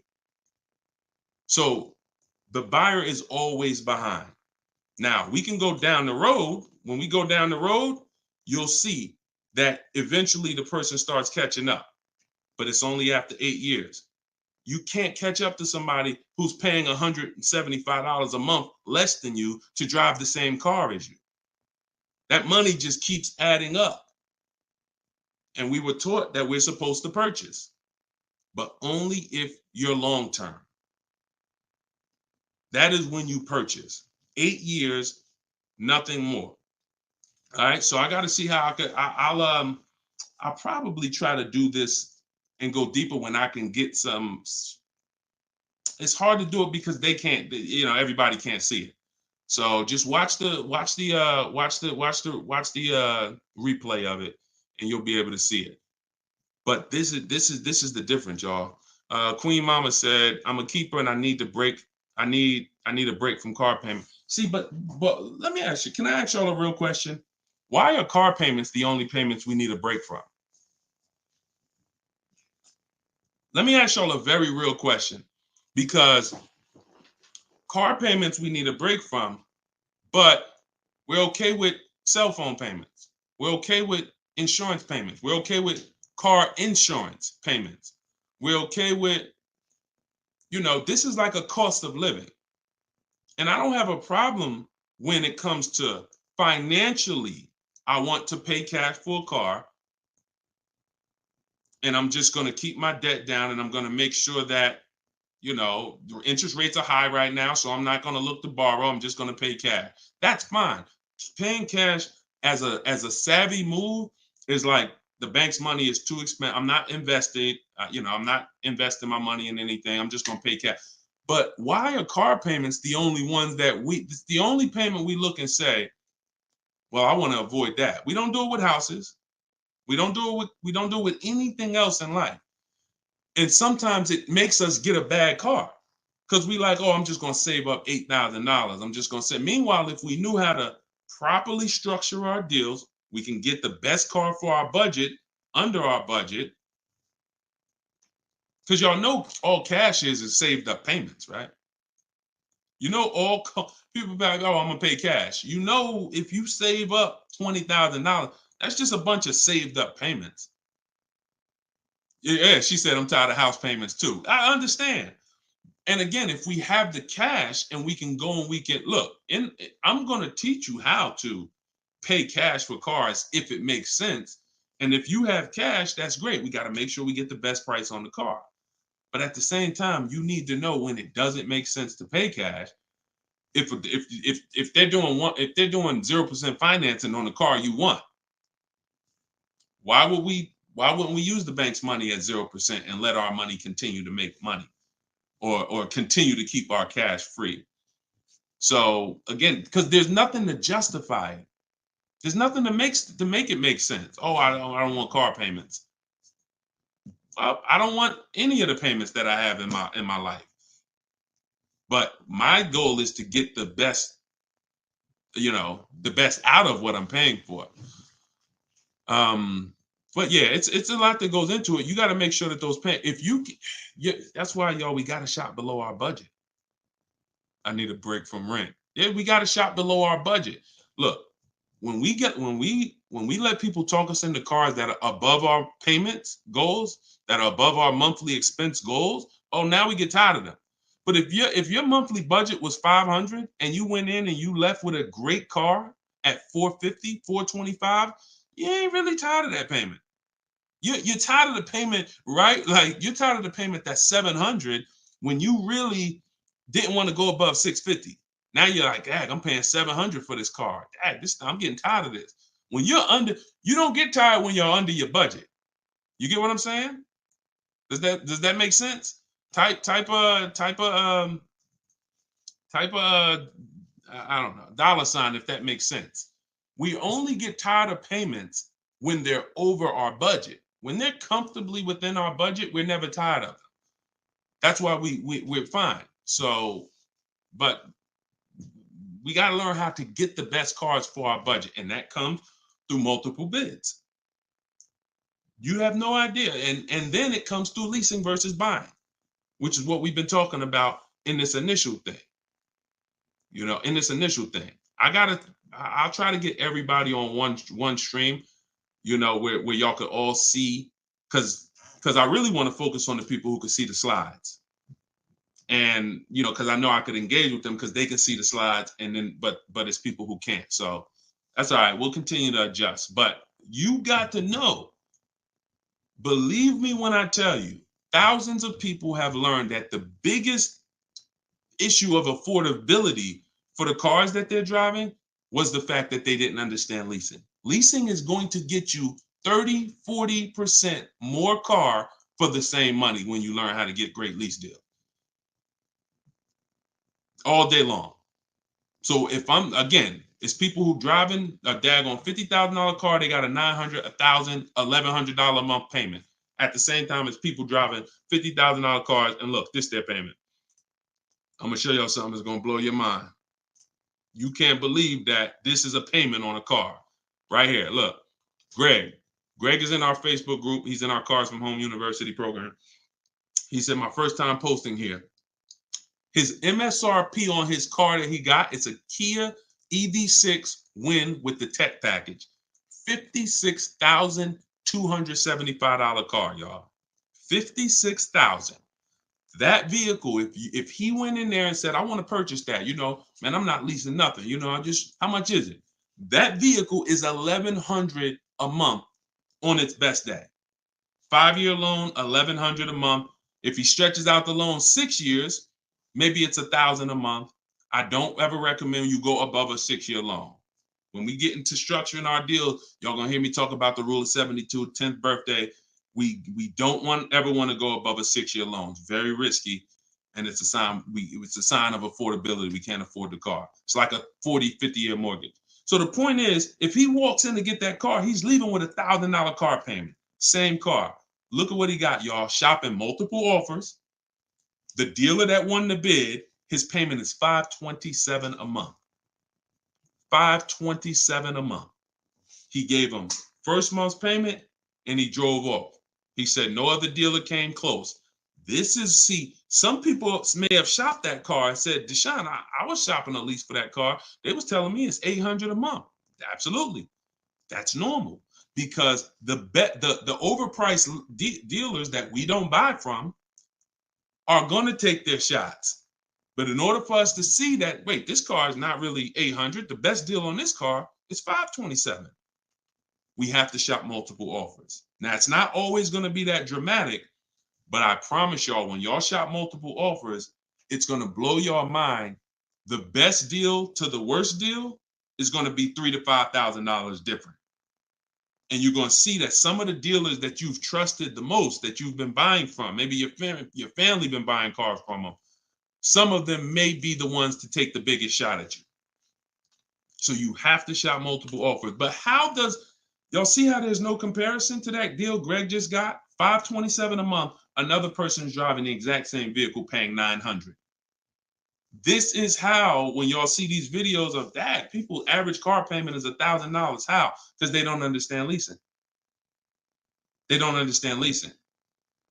Once you understand leasing, you'll understand how these people are getting jammed up and how you may have gotten jammed up in a high car payment for a car that you might feel like, I'm paying way too much money for this car.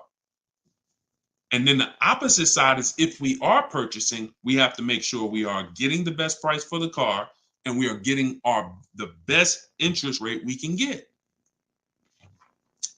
Does he lease to buy? No, we don't do lease to buys. We don't mix the two. Leasing is its own benefit. That's a great question. Great question. Let me put the banner back up for those of you who want to get the book. See, if you don't want to have to remember all of this, grab your book. My new book is called Car Shopping for People That Hate Car Shopping. It's digital, so you could download it, be literally using it in 2 minutes, and just go to deshonesbook.com. It's 75% off for our launch. And you can get your copy. If you're on Facebook or if you're on Instagram or TikTok, you could go right to my bio, click the link in my bio, get your copy while it's 75% off. Price goes back up to $97, I think, after 30 minutes. All right, so your payment is over $1,100 now, and look, that means your loan is probably somewhere around $60,000 or more. Depends on how much it depends on what your term was. So if your payment was $1,100 a month, on a 5-year term, that's a $60,000 loan. That's about a $5,500 loan on a 5-year term. So you want to look at other ways to acquire that car. Is there a way that I could have been in this car for less money? Now, watch this, Gigaware, because he's being honest. My payment's is $1,100. If you are buying that car and your intention is to keep it, and that means your intention is to keep it for 8+ years, you're going to pay off that car, and then you're going to just, start to catch. Once you don't have a car payment, you can start to catch up to the person who leased, because the person who leases is always going to have a payment. That's the downside about leasing. There is no opportunity for you to pay off the car, and you don't want to. Again, it's not like when you're not keeping cars long enough, you're getting great lease deals. It's not, the goal is not to pay off the car. The goal is to drive the most car I can for the least amount of money. That's the goal with a lease. The goal with a purchase is to now pay off the car and start to now keep the car long enough for the depreciation to cool off. Depreciation is the value that it loses every year. Thank you, Becky. Good to see you as well. Long time. Great to see you. So depreciation is the value the car loses every year. When you buy a brand new car, you lose 20% the first year. Then you lose 15%. Then you lose 15%. Then you lose 12%. Then you lose 10%. And as you keep the car longer, it gets to a point where you're only losing 5% or so a year. But you must keep that car long enough to get to that point. And what many of you have been taught to do, you may have been taught to, man, I buy my cars and then I'm replacing them in 3 years. I'm replacing them in 5 years. Now you know I'm replacing my cars when they're losing the most value. That's not when you want to replace a car. You now bought the car, it's losing value like crazy for the first 6, 7 years. Now, perfect. It's going to cool off now. It's paid off now. Now I can start to recoup some of all that money that I put into that car. But most people don't do that. You may have been taught, I just go and get another car and I start the process all over again. So not only are you never getting to benefit, not only are you always having a payment anyway, you're not getting the benefit from all the money that you're putting into these cars. You're never allowing the depreciation to cool off to where you got no car payment and you just got a car out there and you can stack some of this money up. It just happens all the time. It's an issue of not understanding leasing. Leasing is for short-term people less than 8 years. Purchasing is for long-term people more than 8 years. And don't worry, we'll continue to go deep on this. All in the book. So anyway, anybody who wants to really know this and have it all in one place so they can use it, if you're shopping for a car now or in the next 12 months, you need this stuff right now. You know, I got tons of videos all over all my Facebook pages. But if you want all the information in one spot, get your book at 75% off. Just make sure that it's not showing the $97 price. Whenever you click to the website, make sure it's showing the 75% off price. So you can purchase off the bank loan. I don't know what you mean by that, Skinner. Is it smart to lease and then buy it out? No, see, and again, that's a very common question. Yo, what's the benefit of that? I mean, somewhere along the lines, we heard about leasing to buy. We don't want to, you're only leasing because you don't want to buy the car. You're buying the car because you want to keep it and take care of it for the long run. I see you, Dr. Coop. Congratulations. She said, I got the book. Enjoy it. Use it. Don't read it. Use it. And, you know, I really can't wait to hear your success story. There's no reason. Look, when I'm going into a lease, and you got to have this in your tool belt. Some of you, your children are not going to keep a car 8 years. You're going to need to set them up to get a great lease. Yeah, you might be a person who like Deshone. I just buy my car, man, I keep it 10 years. If that's you, type K for keeper. Most times, if you buy your cars, you keep them 10 years, type K in the comments for keeper. Thanks, Ambi. Said keep killing it. Appreciate you. If you are, the book is called Car Shopping for People That Hate Car Shopping. It's in my TikTok bio and it's in my Instagram bio. But I think you only got, it's 30 minutes. You could get it for 75% off. While everybody is on, you could get it 75% off. Okay, so keepers, you are not, you're not worried. That's when you buy. When I'm going into lease, I'm not thinking about keeping. We don't want to mix the two. Leasing is, I'm going to get a great lease deal where I drive a brand new car for pennies compared to purchasing, or you know, for a small percentage compared to purchasing. That is a lease. My goal is not to buy the car. It's not to buy the car. You see, when we keep, we win. When we lease, we win, as long as we're getting good deals. But it's people who are mixing the two, and that might be you, and that's where we lose. We buy, and then we trade. We buy, and then we sell it in 2 years, 3 years, 4 years. We tired of it. Oh, I'm gonna go switch out of this. That's mixing. The other one is you lease and then you purchase the lease. So you lease your vehicle and then you go buy it at the end. That is mixing. You don't want to mix because the benefits of leasing are laid out. The benefits of purchasing are laid out. Very clear, separate benefits. When you mix the two strategies, you lose the benefits. And again, most people who would tell you they bought their lease, they're buying it with a 5 or 6 year loan when they've already been paying 3 years to lease it. The lease is 3 years, the loan is 5 years, that's 8 years. And I'm gonna tell y'all how this happened. How I figured out this was so bad, I'm gonna be honest with y'all. I was in the dealership one day. Somebody comes in, they're like, "Hey, I want to replace my car." So I go out and I look at the car. I ask them what they owe. No, I don't think I asked them what they owe. They come to the dealership. They say, "Yeah, I got a car out there. I want to trade it in for a new car." And I'm like, "Okay, that's pretty normal. Let's take a look."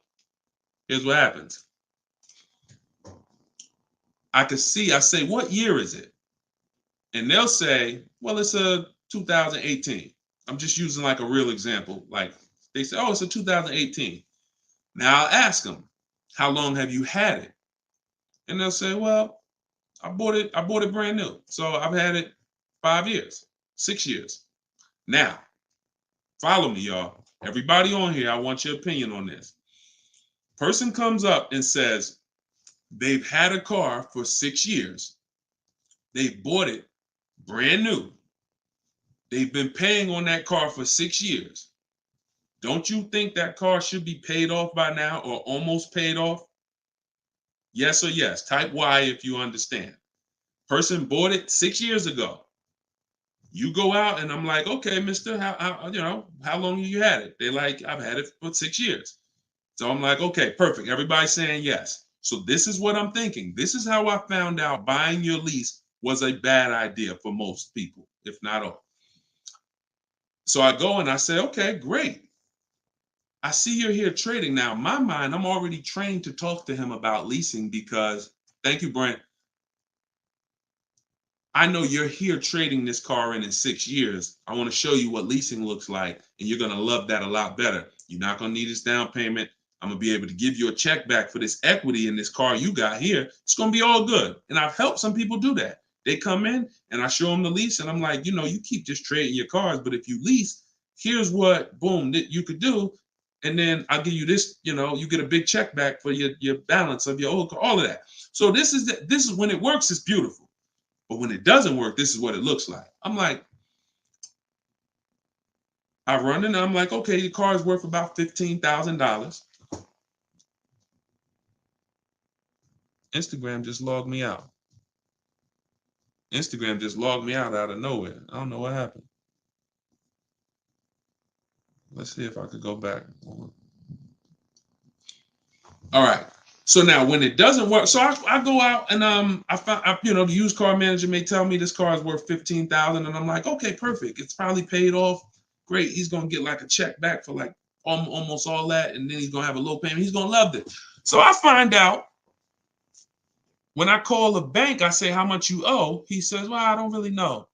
I call the bank. I'm like, "Okay, I'm calling for Mr. Jones' payoff on his such and such car," and the bank says, "Okay, yes, the payoff is $15,000. I'm like, "Wait, 15,000? How could he still owe 15,000? This doesn't make sense." I look at him and I said, "The bank is saying you still owe 15,000 on the car." And I'm like, he's like, "Yeah, okay, yeah, I didn't know how much I had owed." I said, "Wait a minute. Didn't you tell me that you had this car since it was new?" "Yeah, and you told me you had it for 6 years?" "Yeah. How do you still owe?" And he said, "Oh, I leased it first, though. What I did was I leased it for 3 years, and then I had bought it at the end." And I'm like, there we go. That's the problem. You leased it for 3 years. Most people, when they're buying their lease, they're going to put a 6-year loan on it, which means 6 years later, from the day you bought it, from the day you originally leased it, 6 years later, you've been making payments and you still have 2 more years of payments left. That's actually, I'm wrong. That's 9. 3 years of payments left. Happens all the time. So I literally, y'all, smart people on here, you'd never take a 9-year loan, right? Type never. You never take a 9-year loan. If you're enjoying, please subscribe to the YouTube channel. If you're not subscribed already, we still got probably 400 or 500 people on here throughout all the platforms. If you, whatever platform you're on, make sure you're following us, because this is the stuff we do. You would never, right? You would never take a 9-year loan. But the same adamant, we're adamant we'd never take a 9-year loan.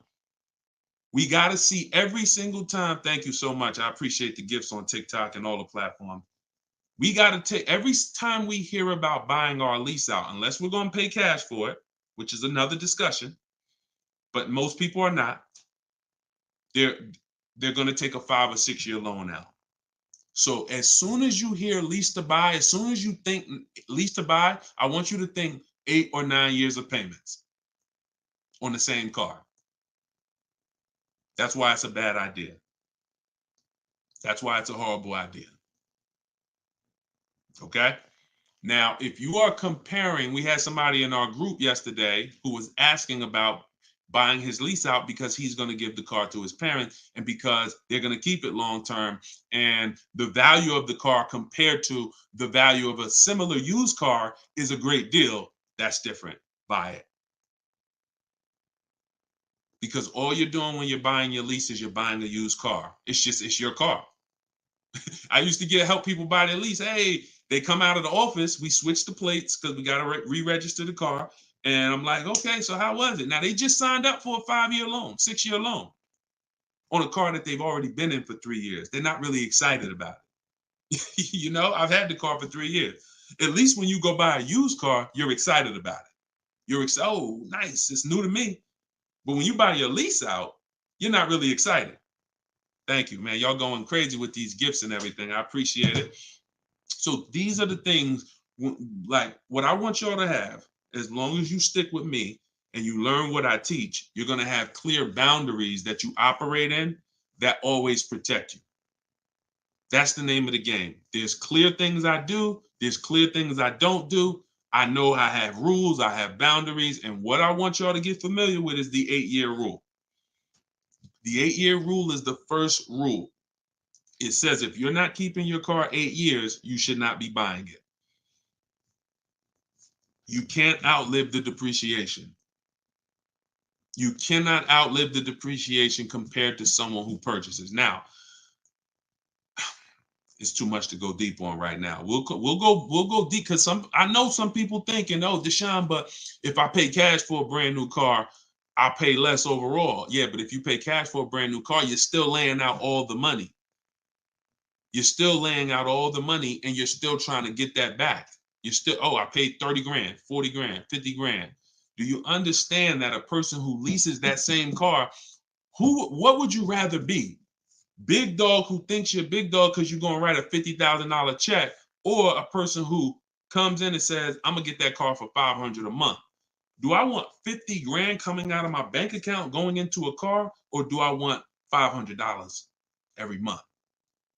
It's much more, it's a much more pleasant feeling to give a bank $500 every month to drive their $40,000 car than it is to say, okay, you want this $40,000 car, then you come give us a check for the whole amount and the taxes and everything. Now I'm taking the check out, boom. And again, there are situations where that's right, but I want you may have been somebody who's like, yeah, but I don't think it's right for me. And that's okay. That's okay. I'm not one of these people that's going to make y'all feel like you are wrong by using leverage and learning how to creatively acquire cars where it's a little bit of money coming out of your bank account every month versus what people have told y'all and how you should be buying cars. Thoughts about leasing luxury vehicles. It doesn't change, Dr. Doctober. That's a great question. He said, what are your thoughts about leasing luxury cars? Same principle, 8-year rule. I don't care whether you're leasing a G-Wagon, whether it's a Bentley you're looking at, Whether you're looking at a Toyota Corolla, the 8-year rule is what applies. Because the 8-year rule takes into account the depreciation. If you look and say, that's a car I'm keeping for 8 years or more, you buy it. If that's a car you're not keeping 8 years, you're going to see you'll pay thousands less and drive a better car leasing it, even if you try to buy it used. So I'll need more than one broadcast to really go deep on this. I'm just getting familiar with how to use all of these tools, where I can show you all stuff. But we'll continue to go deep on this. This is not a subject. If you've gotten bad years and years of bad advice, it's not always. Some of you get a breakthrough immediately, and some of you it takes more time because again, it's been beaten to your head, and people with loud voices who shout tell you this is what you do, or you never do this, or you always do it like this. You know, like who's heard somebody say never buy a used car? I mean, never buy a new car, always buy used. Who's heard that? Type of U for used. If you were taught you always get a used car, you should never get a new car. Who's taught that? And we got a couple more minutes. We'll stay on. We'll do some more questions. As long as y'all continue to share the broadcast and continue to stay tuned in, I see we still got hundreds of people on, then we'll continue. All right, now let me tell you how, see, you either have to teach something that works for everybody, or what you teach will mess people up.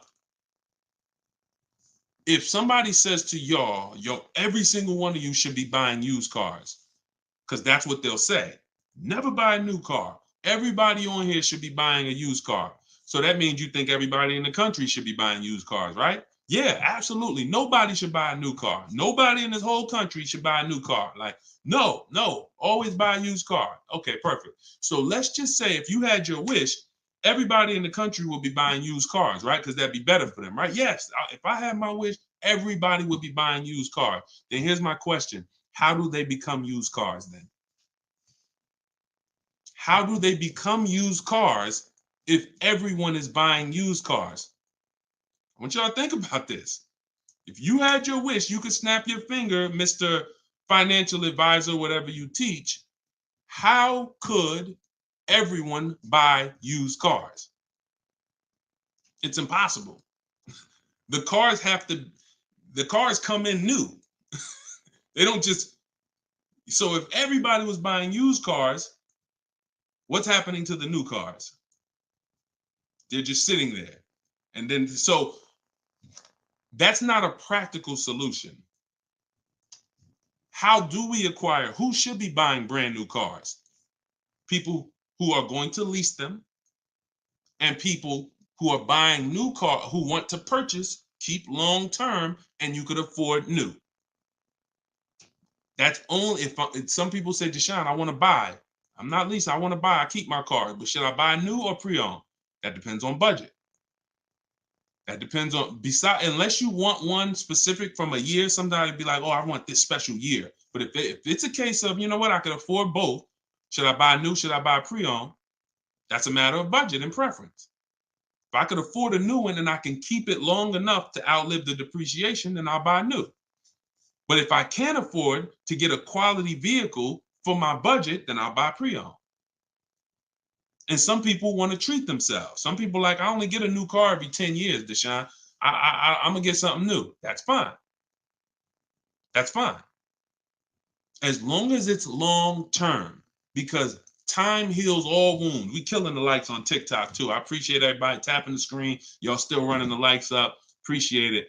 Shout out to the subscribers. If you haven't subscribed to us on YouTube yet, please, we invite you to subscribe. This is what we'll do. You'll get notifications of when we live, so you can make sure you tapped in. I see you, Barbara. She said, I just bought the book. I appreciate everybody who got the book at 75% off. This is the launch. I'm excited. As y'all saw earlier in the broadcast, we're already rated 4.94 on Goodreads.com. We got 31 reviews. That book, Car Shopping for People That Hate Car Shopping, has been really changing people's lives and the way they shop. It's a tool. It's not something you read. It's something you use. So get your copy at deshonesbook.com, 75% off. or you can scan the QR code, or if you're on Instagram or TikTok, just go to my bio. And as long as you're seeing this, you still should be able to get it at the 75% off price.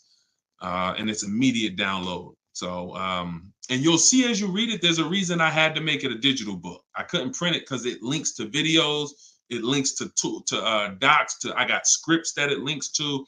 There's no way I would have been able to do it printing the book. And then also, sometimes I need to update stuff. Like Vroom went out of business 2 months ago. If I would have printed the book, now Vroom is, I need to be able to update real time when something happens, and I couldn't do that with a print book. I didn't want thousands of print books out there, and then something changes, and now I got to tell people, oh no, you got to get volume 2 now. You know what I'm saying? Thanks, Angelina.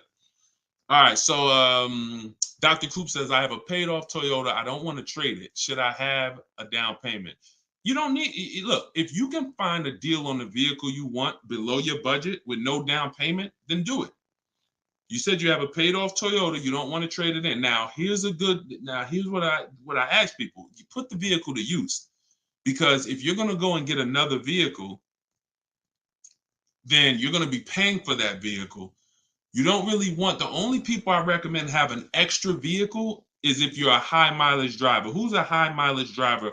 You're driving over 20,000 miles a year. Over 20,000 a year, type HM for high mileage.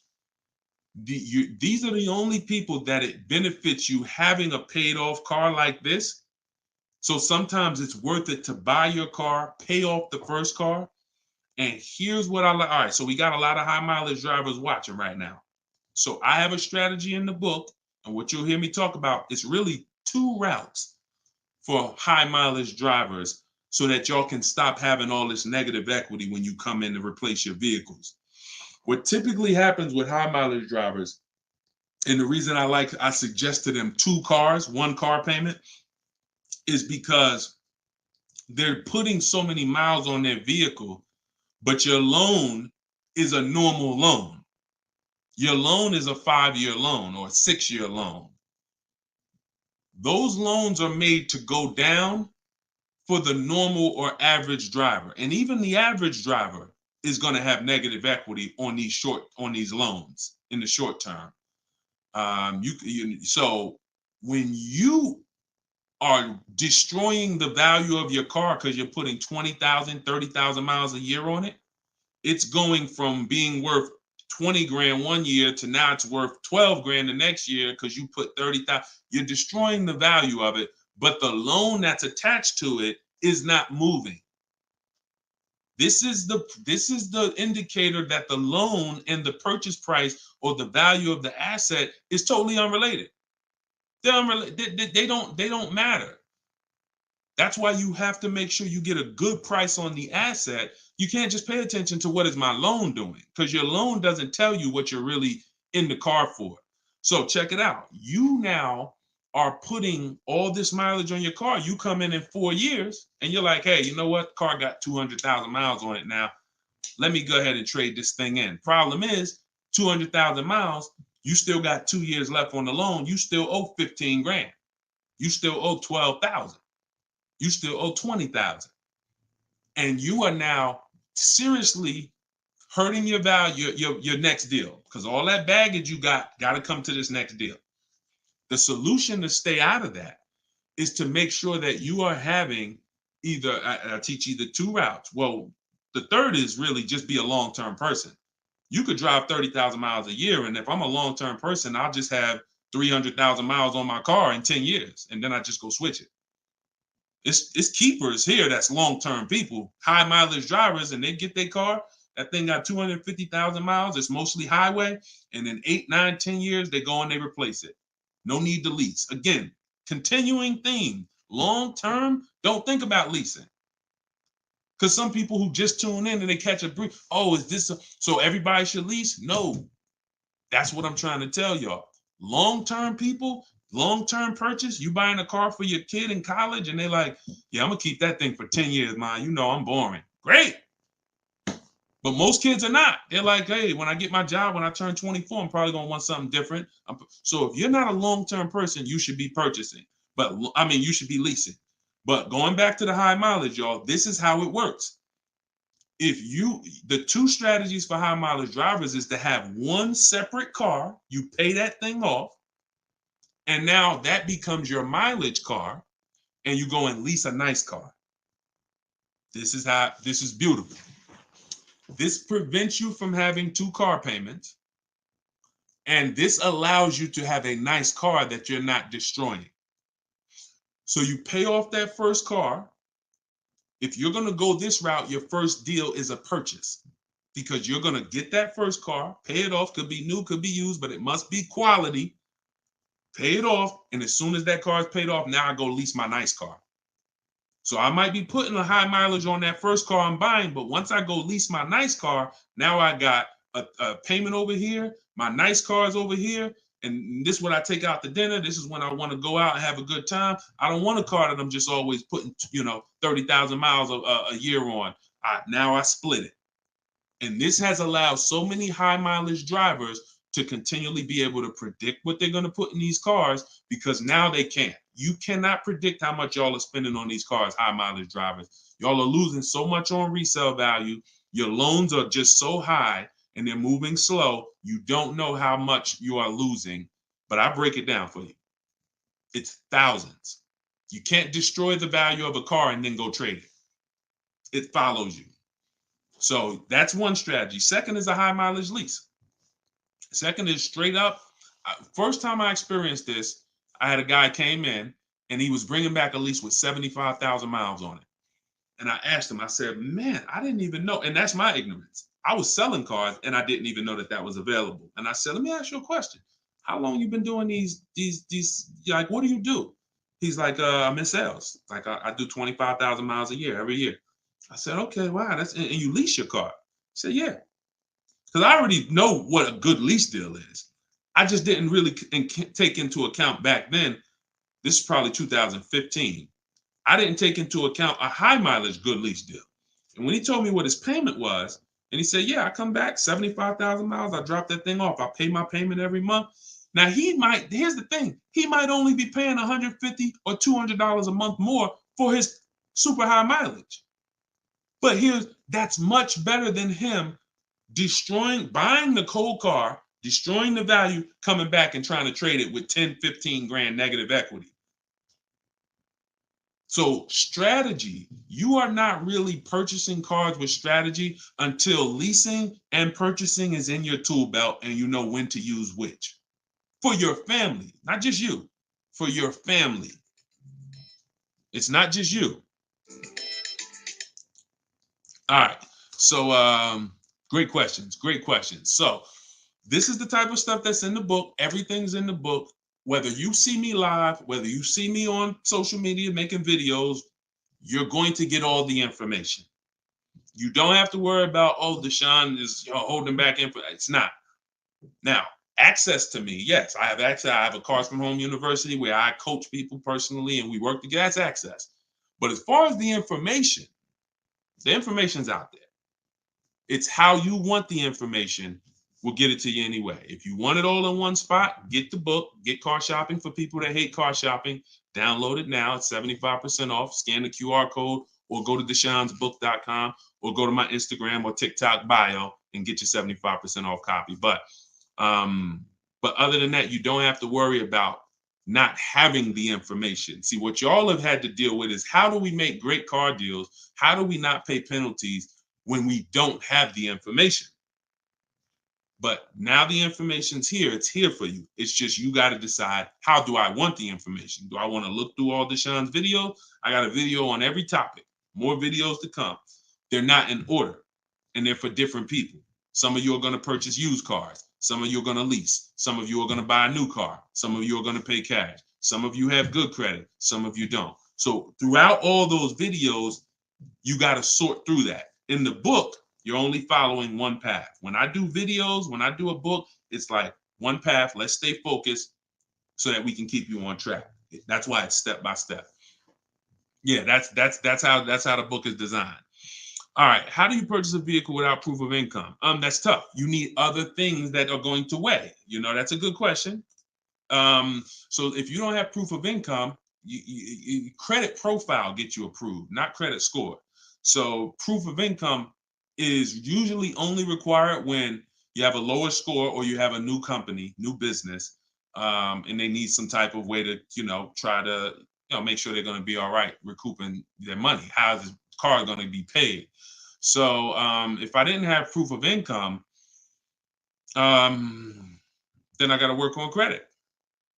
I got to work on credit, or I got to have a lot of cash. And even then, what's the reason we don't have proof of income? Once I know that, I could better explain. What's the reason we don't have proof of income? Seems dealers don't care about mileage if you release with them. That's now good time. So now watch this, y'all. This comment just came in. We'll still cycle through all the comments. We got another little while in this hour. We're getting through as much as we get through. It's good time on YouTube said, seems dealers don't care about mileage if you release with them. Absolutely a mirage. I asked y'all earlier, who's had somebody say, a dealer say, oh, we'll take care of the old payments. We'll take care of the mileage penalty. It's absolutely not true. And since 2006, here's the only time, shout out to y'all running the likes up on TikTok. I appreciate it. Y'all keep running them up. Thank you so much. Shout out to the sharers. Could everybody who shares good information, just hit the share button wherever you're at and share with somebody if you're in this sharing. So I've never seen mileage taken care of, ever. No program, no bank, no leasing company, and we've done thousands of transactions. I've never seen a leasing company say, we'll forgive mileage. Never. So that does not happen.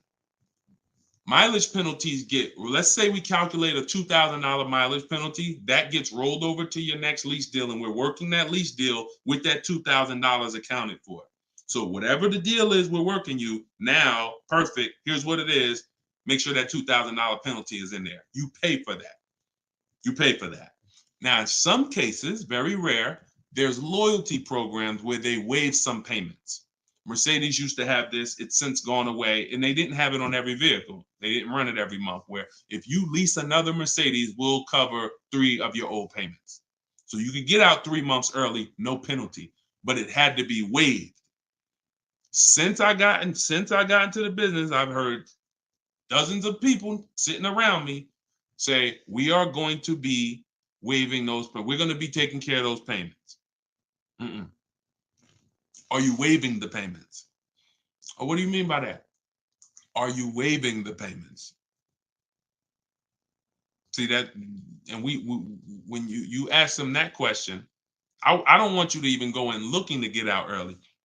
I'd rather you know what your deal is, so you can shop from home the way I teach, where no one has to reveal that information to you. No one is. If you got the right strategy, you're never putting yourself in a position where someone can lie to you without you knowing it. So if you go in the old way and you go into one dealer and say, hey, I'm looking to get my, new lease and I got like penalties, and they'll say, okay, we'll take care of it. That's putting yourself in position to be lied to. Oh, we took care of that. We built in the payment. Yeah, all the payments are taken care of. This is your new payment. When we shop, when we take control of our deal, that's not something someone's telling us. That's something we already know, because when we're over on mileage, we always want to see how much can we sell the car for. I was over mileage on my Jeep, sold it, still made money. Still made money. There's plenty of people who go over on their mileage and can still sell their lease and make a lot of money. Even if they break even, they avoid the penalty. So first is always to do our equity assessment and see how much we can sell the car for. And if we can sell it, we avoid the penalty. And then we're choosing payments. Do we get out early? Do we make the payment? You see, when getting out of your lease early, unless you sell the vehicle, y'all, you can't get out of your lease early. You're breaking a contract. So I don't want y'all I don't want y'all using language or comfortable with language that cost you money, because you've heard people say this for years. Oh, I'm just going to get out of this. No, you're going to get out of it and you're going to pay penalties for that. So because they've taught us, or you've been taught, oh, you can get out, no problem. You call the dealership, hey, you know what, y'all? I bought so many cars from y'all. I know I'm supposed to keep this lease for how many years? It's supposed to be 3 years, Mrs. Johnson. Okay, yeah, but I think I'm ready for something new already. All right, well, when can you come in, Miss Johnson? See, they're never going to say, just so you know, Miss Johnson, if you break the lease, the penalty is going to be, pretty significant because you contracted for 3 years and now you're getting out. So we're going to have to roll over probably about $3,000 or $4,000 to your new lease. So no, they'll just come in, get you in, and all right, here's your new payment, Miss Johnson. You don't realize that I'm paying $100 more for this car than I could have been paying if I just waited. But because you've been taught to be a payment shopper, it doesn't matter to you. But somebody who's financially savvy, who's like, man, I don't want that extra $100 coming out of my house for the same vehicle. You're not going to do this. So we cannot ever believe what dealers say about penalties, about, oh, we'll take care of that. We find out, can we sell our car to avoid the penalty? Or if I can't, I either got to pay the payments and get out earlier, or I'm going to stay in it and just take the mileage penalty. That's not a bad idea most times, y'all. Sometimes people will call and say, yo, I'm going over mileage. And I say, okay, well, based on how you're going over, you'll only be over by like 2,000 miles. That's only $500. Oh, I thought it was going to be more than that. Nah, you're going to be over by 2,000 miles. Just, wait till the end. And then we'll, when you get your new car, build that 500 into the deal, and that's it. Or just pay the $500. Because very rarely are people, oh, I was supposed to drive 36,000 and I'm doing 100. That's just, wait, something went wrong here. What the heck happened? I can see you were supposed to do 36 and you did 40. You're supposed to do 36,000 miles, you did even 45. Maybe you got a different job. But I mean, how we have to structure our leases right so that so if you know you're a high mileage driver and you take a 10,000 mile a year lease, shame on you. Like, we can't do that. We can't do that. We can, then some people, oh, I'll just buy it at the end. You're killing yourself. You're killing yourself. The residual value, you're going to put a ridiculous amount of money on those, or a ridiculous amount of mileage on that car, and you're going to buy it in 3 years with 90,000 miles on it for the same buyout price that was estimated from your 10,000 mile a year lease. They estimated this buyout price is for a person who brings the car back with 30,000 miles on it. Here's the price. And then you bring it back with 90 and you pay the same price. Oh, I'm just going to buy it because I went over on the miles. No, killing yourself. You're realizing the loss. So again, this is why we want to be in your life. This is why I'm doing my best to be in your life so that you can avoid these things. Anybody who really wants to have somebody, like, we're set up. We've been doing this for 3 years as far as a company, providing education. So, I mean, whether it's hundreds, thousands, dozens, we're set up to make sure that everybody who wants to protect themselves and get the best deals are able to do it. Paula, got my book. Phenomenal. Use it. Everybody that got the book, thank you. I appreciate you, brother. Thank you so much, Lord. I appreciate you. We're going to be doing these lives regularly. I think, this is the best format. I like to come and interact and really answer questions and really show y'all, why I want you to start treating cars, buying cars and leasing cars, getting cars like buying small houses.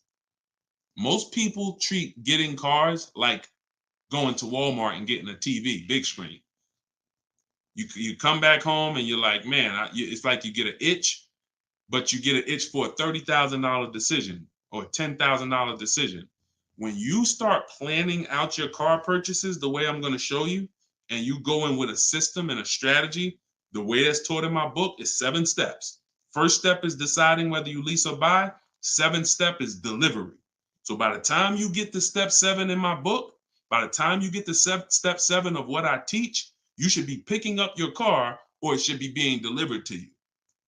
So it's not about learning and reading and then, okay, Deshone, I just read everything. I just learned everything. I just watched all the videos. Now I'm ready to go get my car. No, we're going to you learn by doing.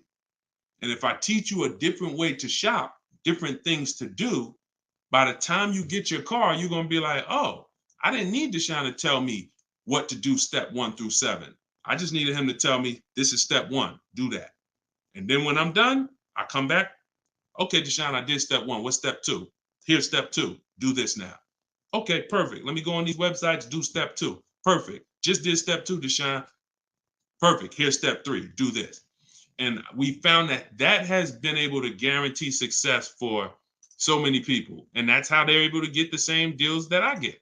Like this is this lady right here, this young lady, like Taupe. She got a BMW $54,750 BMW, putting dealers against each other. She got it for $690 a month. She got the protection plan and raised it up. Her payment on that BMW. Now, mind you, if you can see on YouTube, if you can see on Facebook, you can see this slide. $690 a month. People are paying for that $54,000 BMW. People are paying $1,100 a month to go in and purchase that car. $54,000 is $1,100 a month with no money down because she didn't do any money down. $690. You see what I'm saying? Some of you might be looking, and quite honestly, some people may watch it because we're going to syndicate this. Whether you're watching this live or in syndication, doesn't change the value.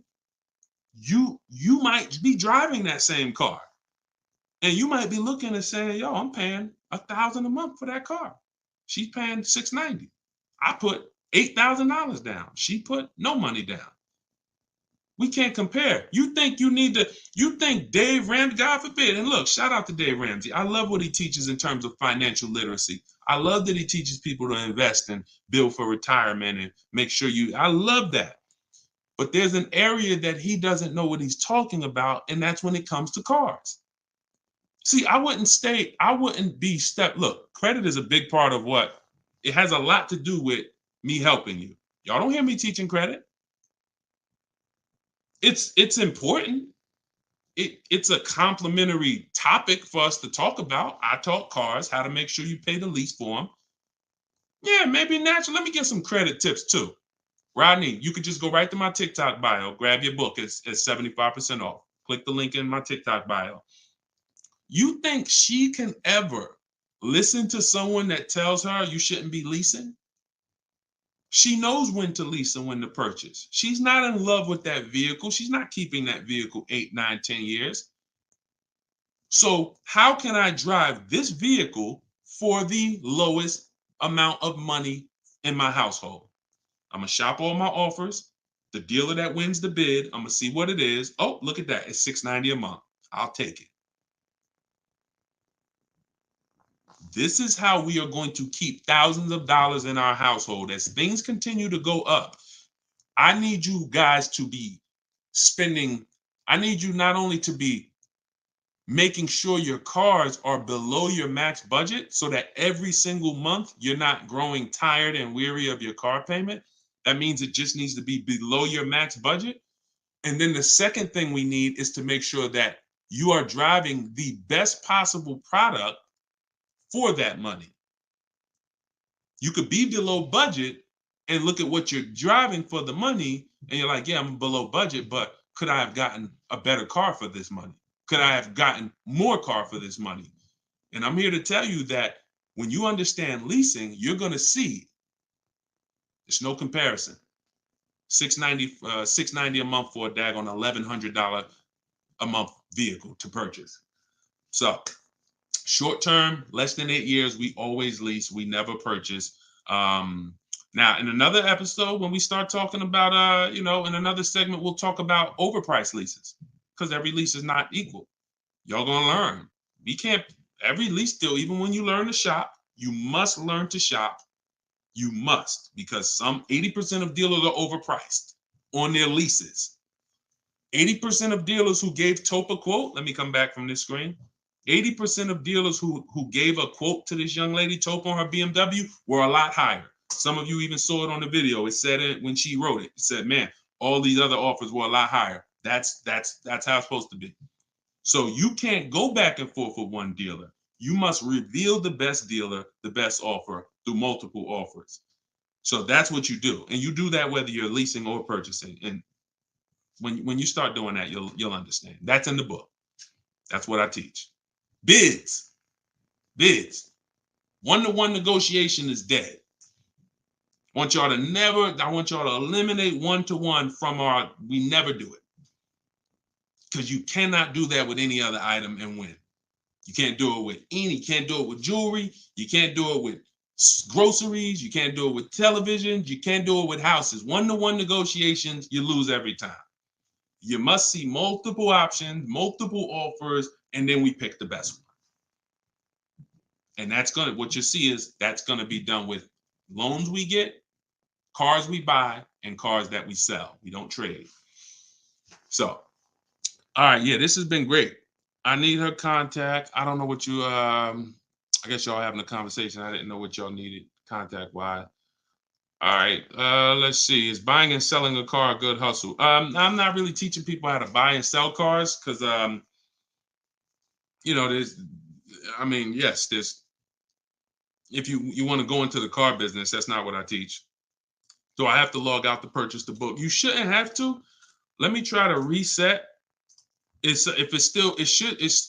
me know if it's still showing the $97 price or if everybody was able to get the 75% off price. Let us know. All right. I just reset it. So it should give you an opportunity to go back in there now and get it at the 97% off. All right. Buy dealer loaner cars. It depends. Those can be great opportunities. But again, we still need something to compare it to, Tina. Tina on Facebook said, buy dealer loaner cars. Now, we will buy or lease a loaner car if it's a great offer. So when we reach out to dealers, you'll see in the book, I teach you to go to the website because I give you my scripts. I tell you what to say. Some of you could do it by phone if you want to call a dealership and try to get multiple offers, but I would only speak to a sales manager. And even then, you got to just make sure that you but only speak to a sales manager. But the point is, if they have a loaner car, it needs to be so much better than what I could get a brand new one for. So if, for instance, if the dealer that wins the bid is offering me $3,000 off on a brand new one, but a dealer with a loaner car is only offering me $3,000 off or $3,500 off, and it has 3,000 miles on it, I'm going to go with the brand new one. But if I don't have anything to compare it to, then I might think 3,000 off is a good offer for the loaner car. See what I'm saying? See, price assurance is when you guarantee. I want y'all, listen, if you want price assurance, type PA in the comments. You want this every time you make a deal. Price assurance means I guarantee that I paid the lowest price that I could have paid. That's called price assurance. I want you to understand, some of you are a bit though, is that possible with cars? That's what I want you to move from now on. I never want you to make another car deal without price assurance. How do you get price assurance? Multiple offers. It's the same way you get price assurance when you're buying groceries, when you're buying, spaghetti sauce. I know I saw enough offers to know there was nothing out there less. I went in, I looked at one brand and said, oh, I gotta have it. I like those. And it was $1 off. And I thought price assurance is the best thing with a car because you literally can look at all these offers and say, this is the best one. It's amazing when you realize you're the prize. Some of you'll be like, man, I haven't been treated like I'm the prize. I know, we're gonna change that. So when you use the systems that I want you to use, you'll realize, dang, I've been the prize the whole time. You mean all of these banks and credit unions would work this hard to try to give me, it's all these options I got? It seemed like before I really didn't know all my options. That's right. But when you now change the way you shop and you now move into a bidding mindset, everyone I'm going to do business with must win the bid. The bank, the credit union must win the bid. And then I'm going to give the dealers a chance to see if they can beat it. Now they bank's going to get a chance to bid. Very soon we'll talk about how to do that without affecting your credit. I want to show y'all this bank bidding war process. We have a specific way we shop for loans, credit unions, banks. We let dealers access our credit, and it shows as one inquiry when it comes to affecting our score. You must learn that because when you see how much money is in the loans, you're gonna be mad. You're gonna be like, dang, I never shopped around the way I should have for my loan. I never shopped around. That's fine.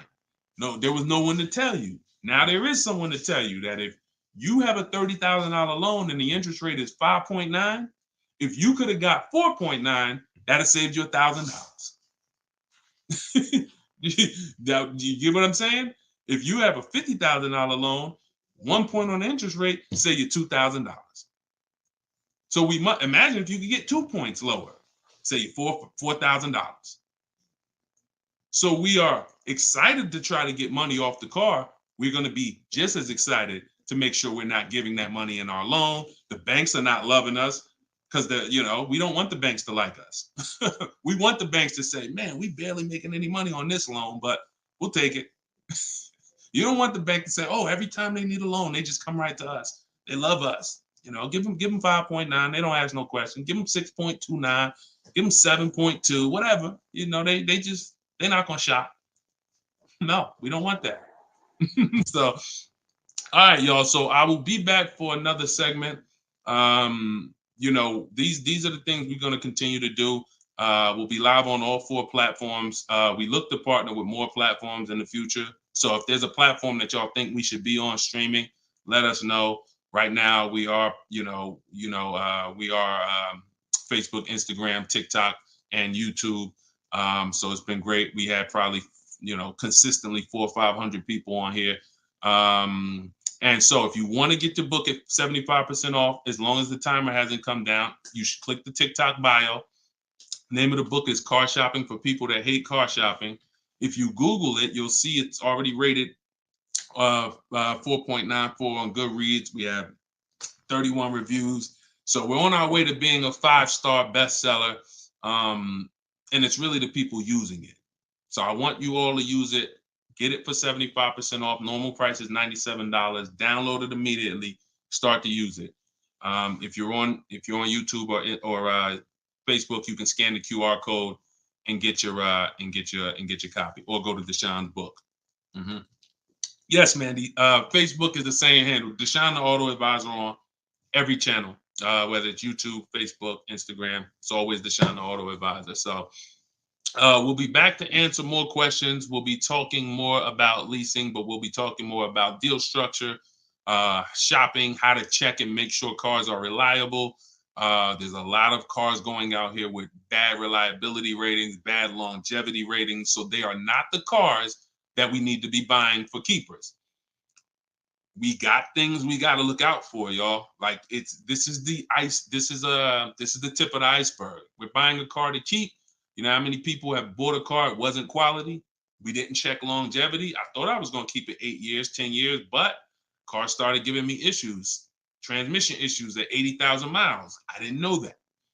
We got to make sure we're checking these things. We got to make sure we look into every, so we'll break this down step by step. I'll be going over my system, my 7-step system, and just going deep with pieces of it and answering you guys' questions. Borrow against your money in the bank. Yeah, that's fine. Whatever gets you the biggest net return, Tina. She said, I don't get loans. Borrow against your money in the bank. As long as, just whatever gets you the best net return. I'm just here to tell you that interest isn't the only loss on money.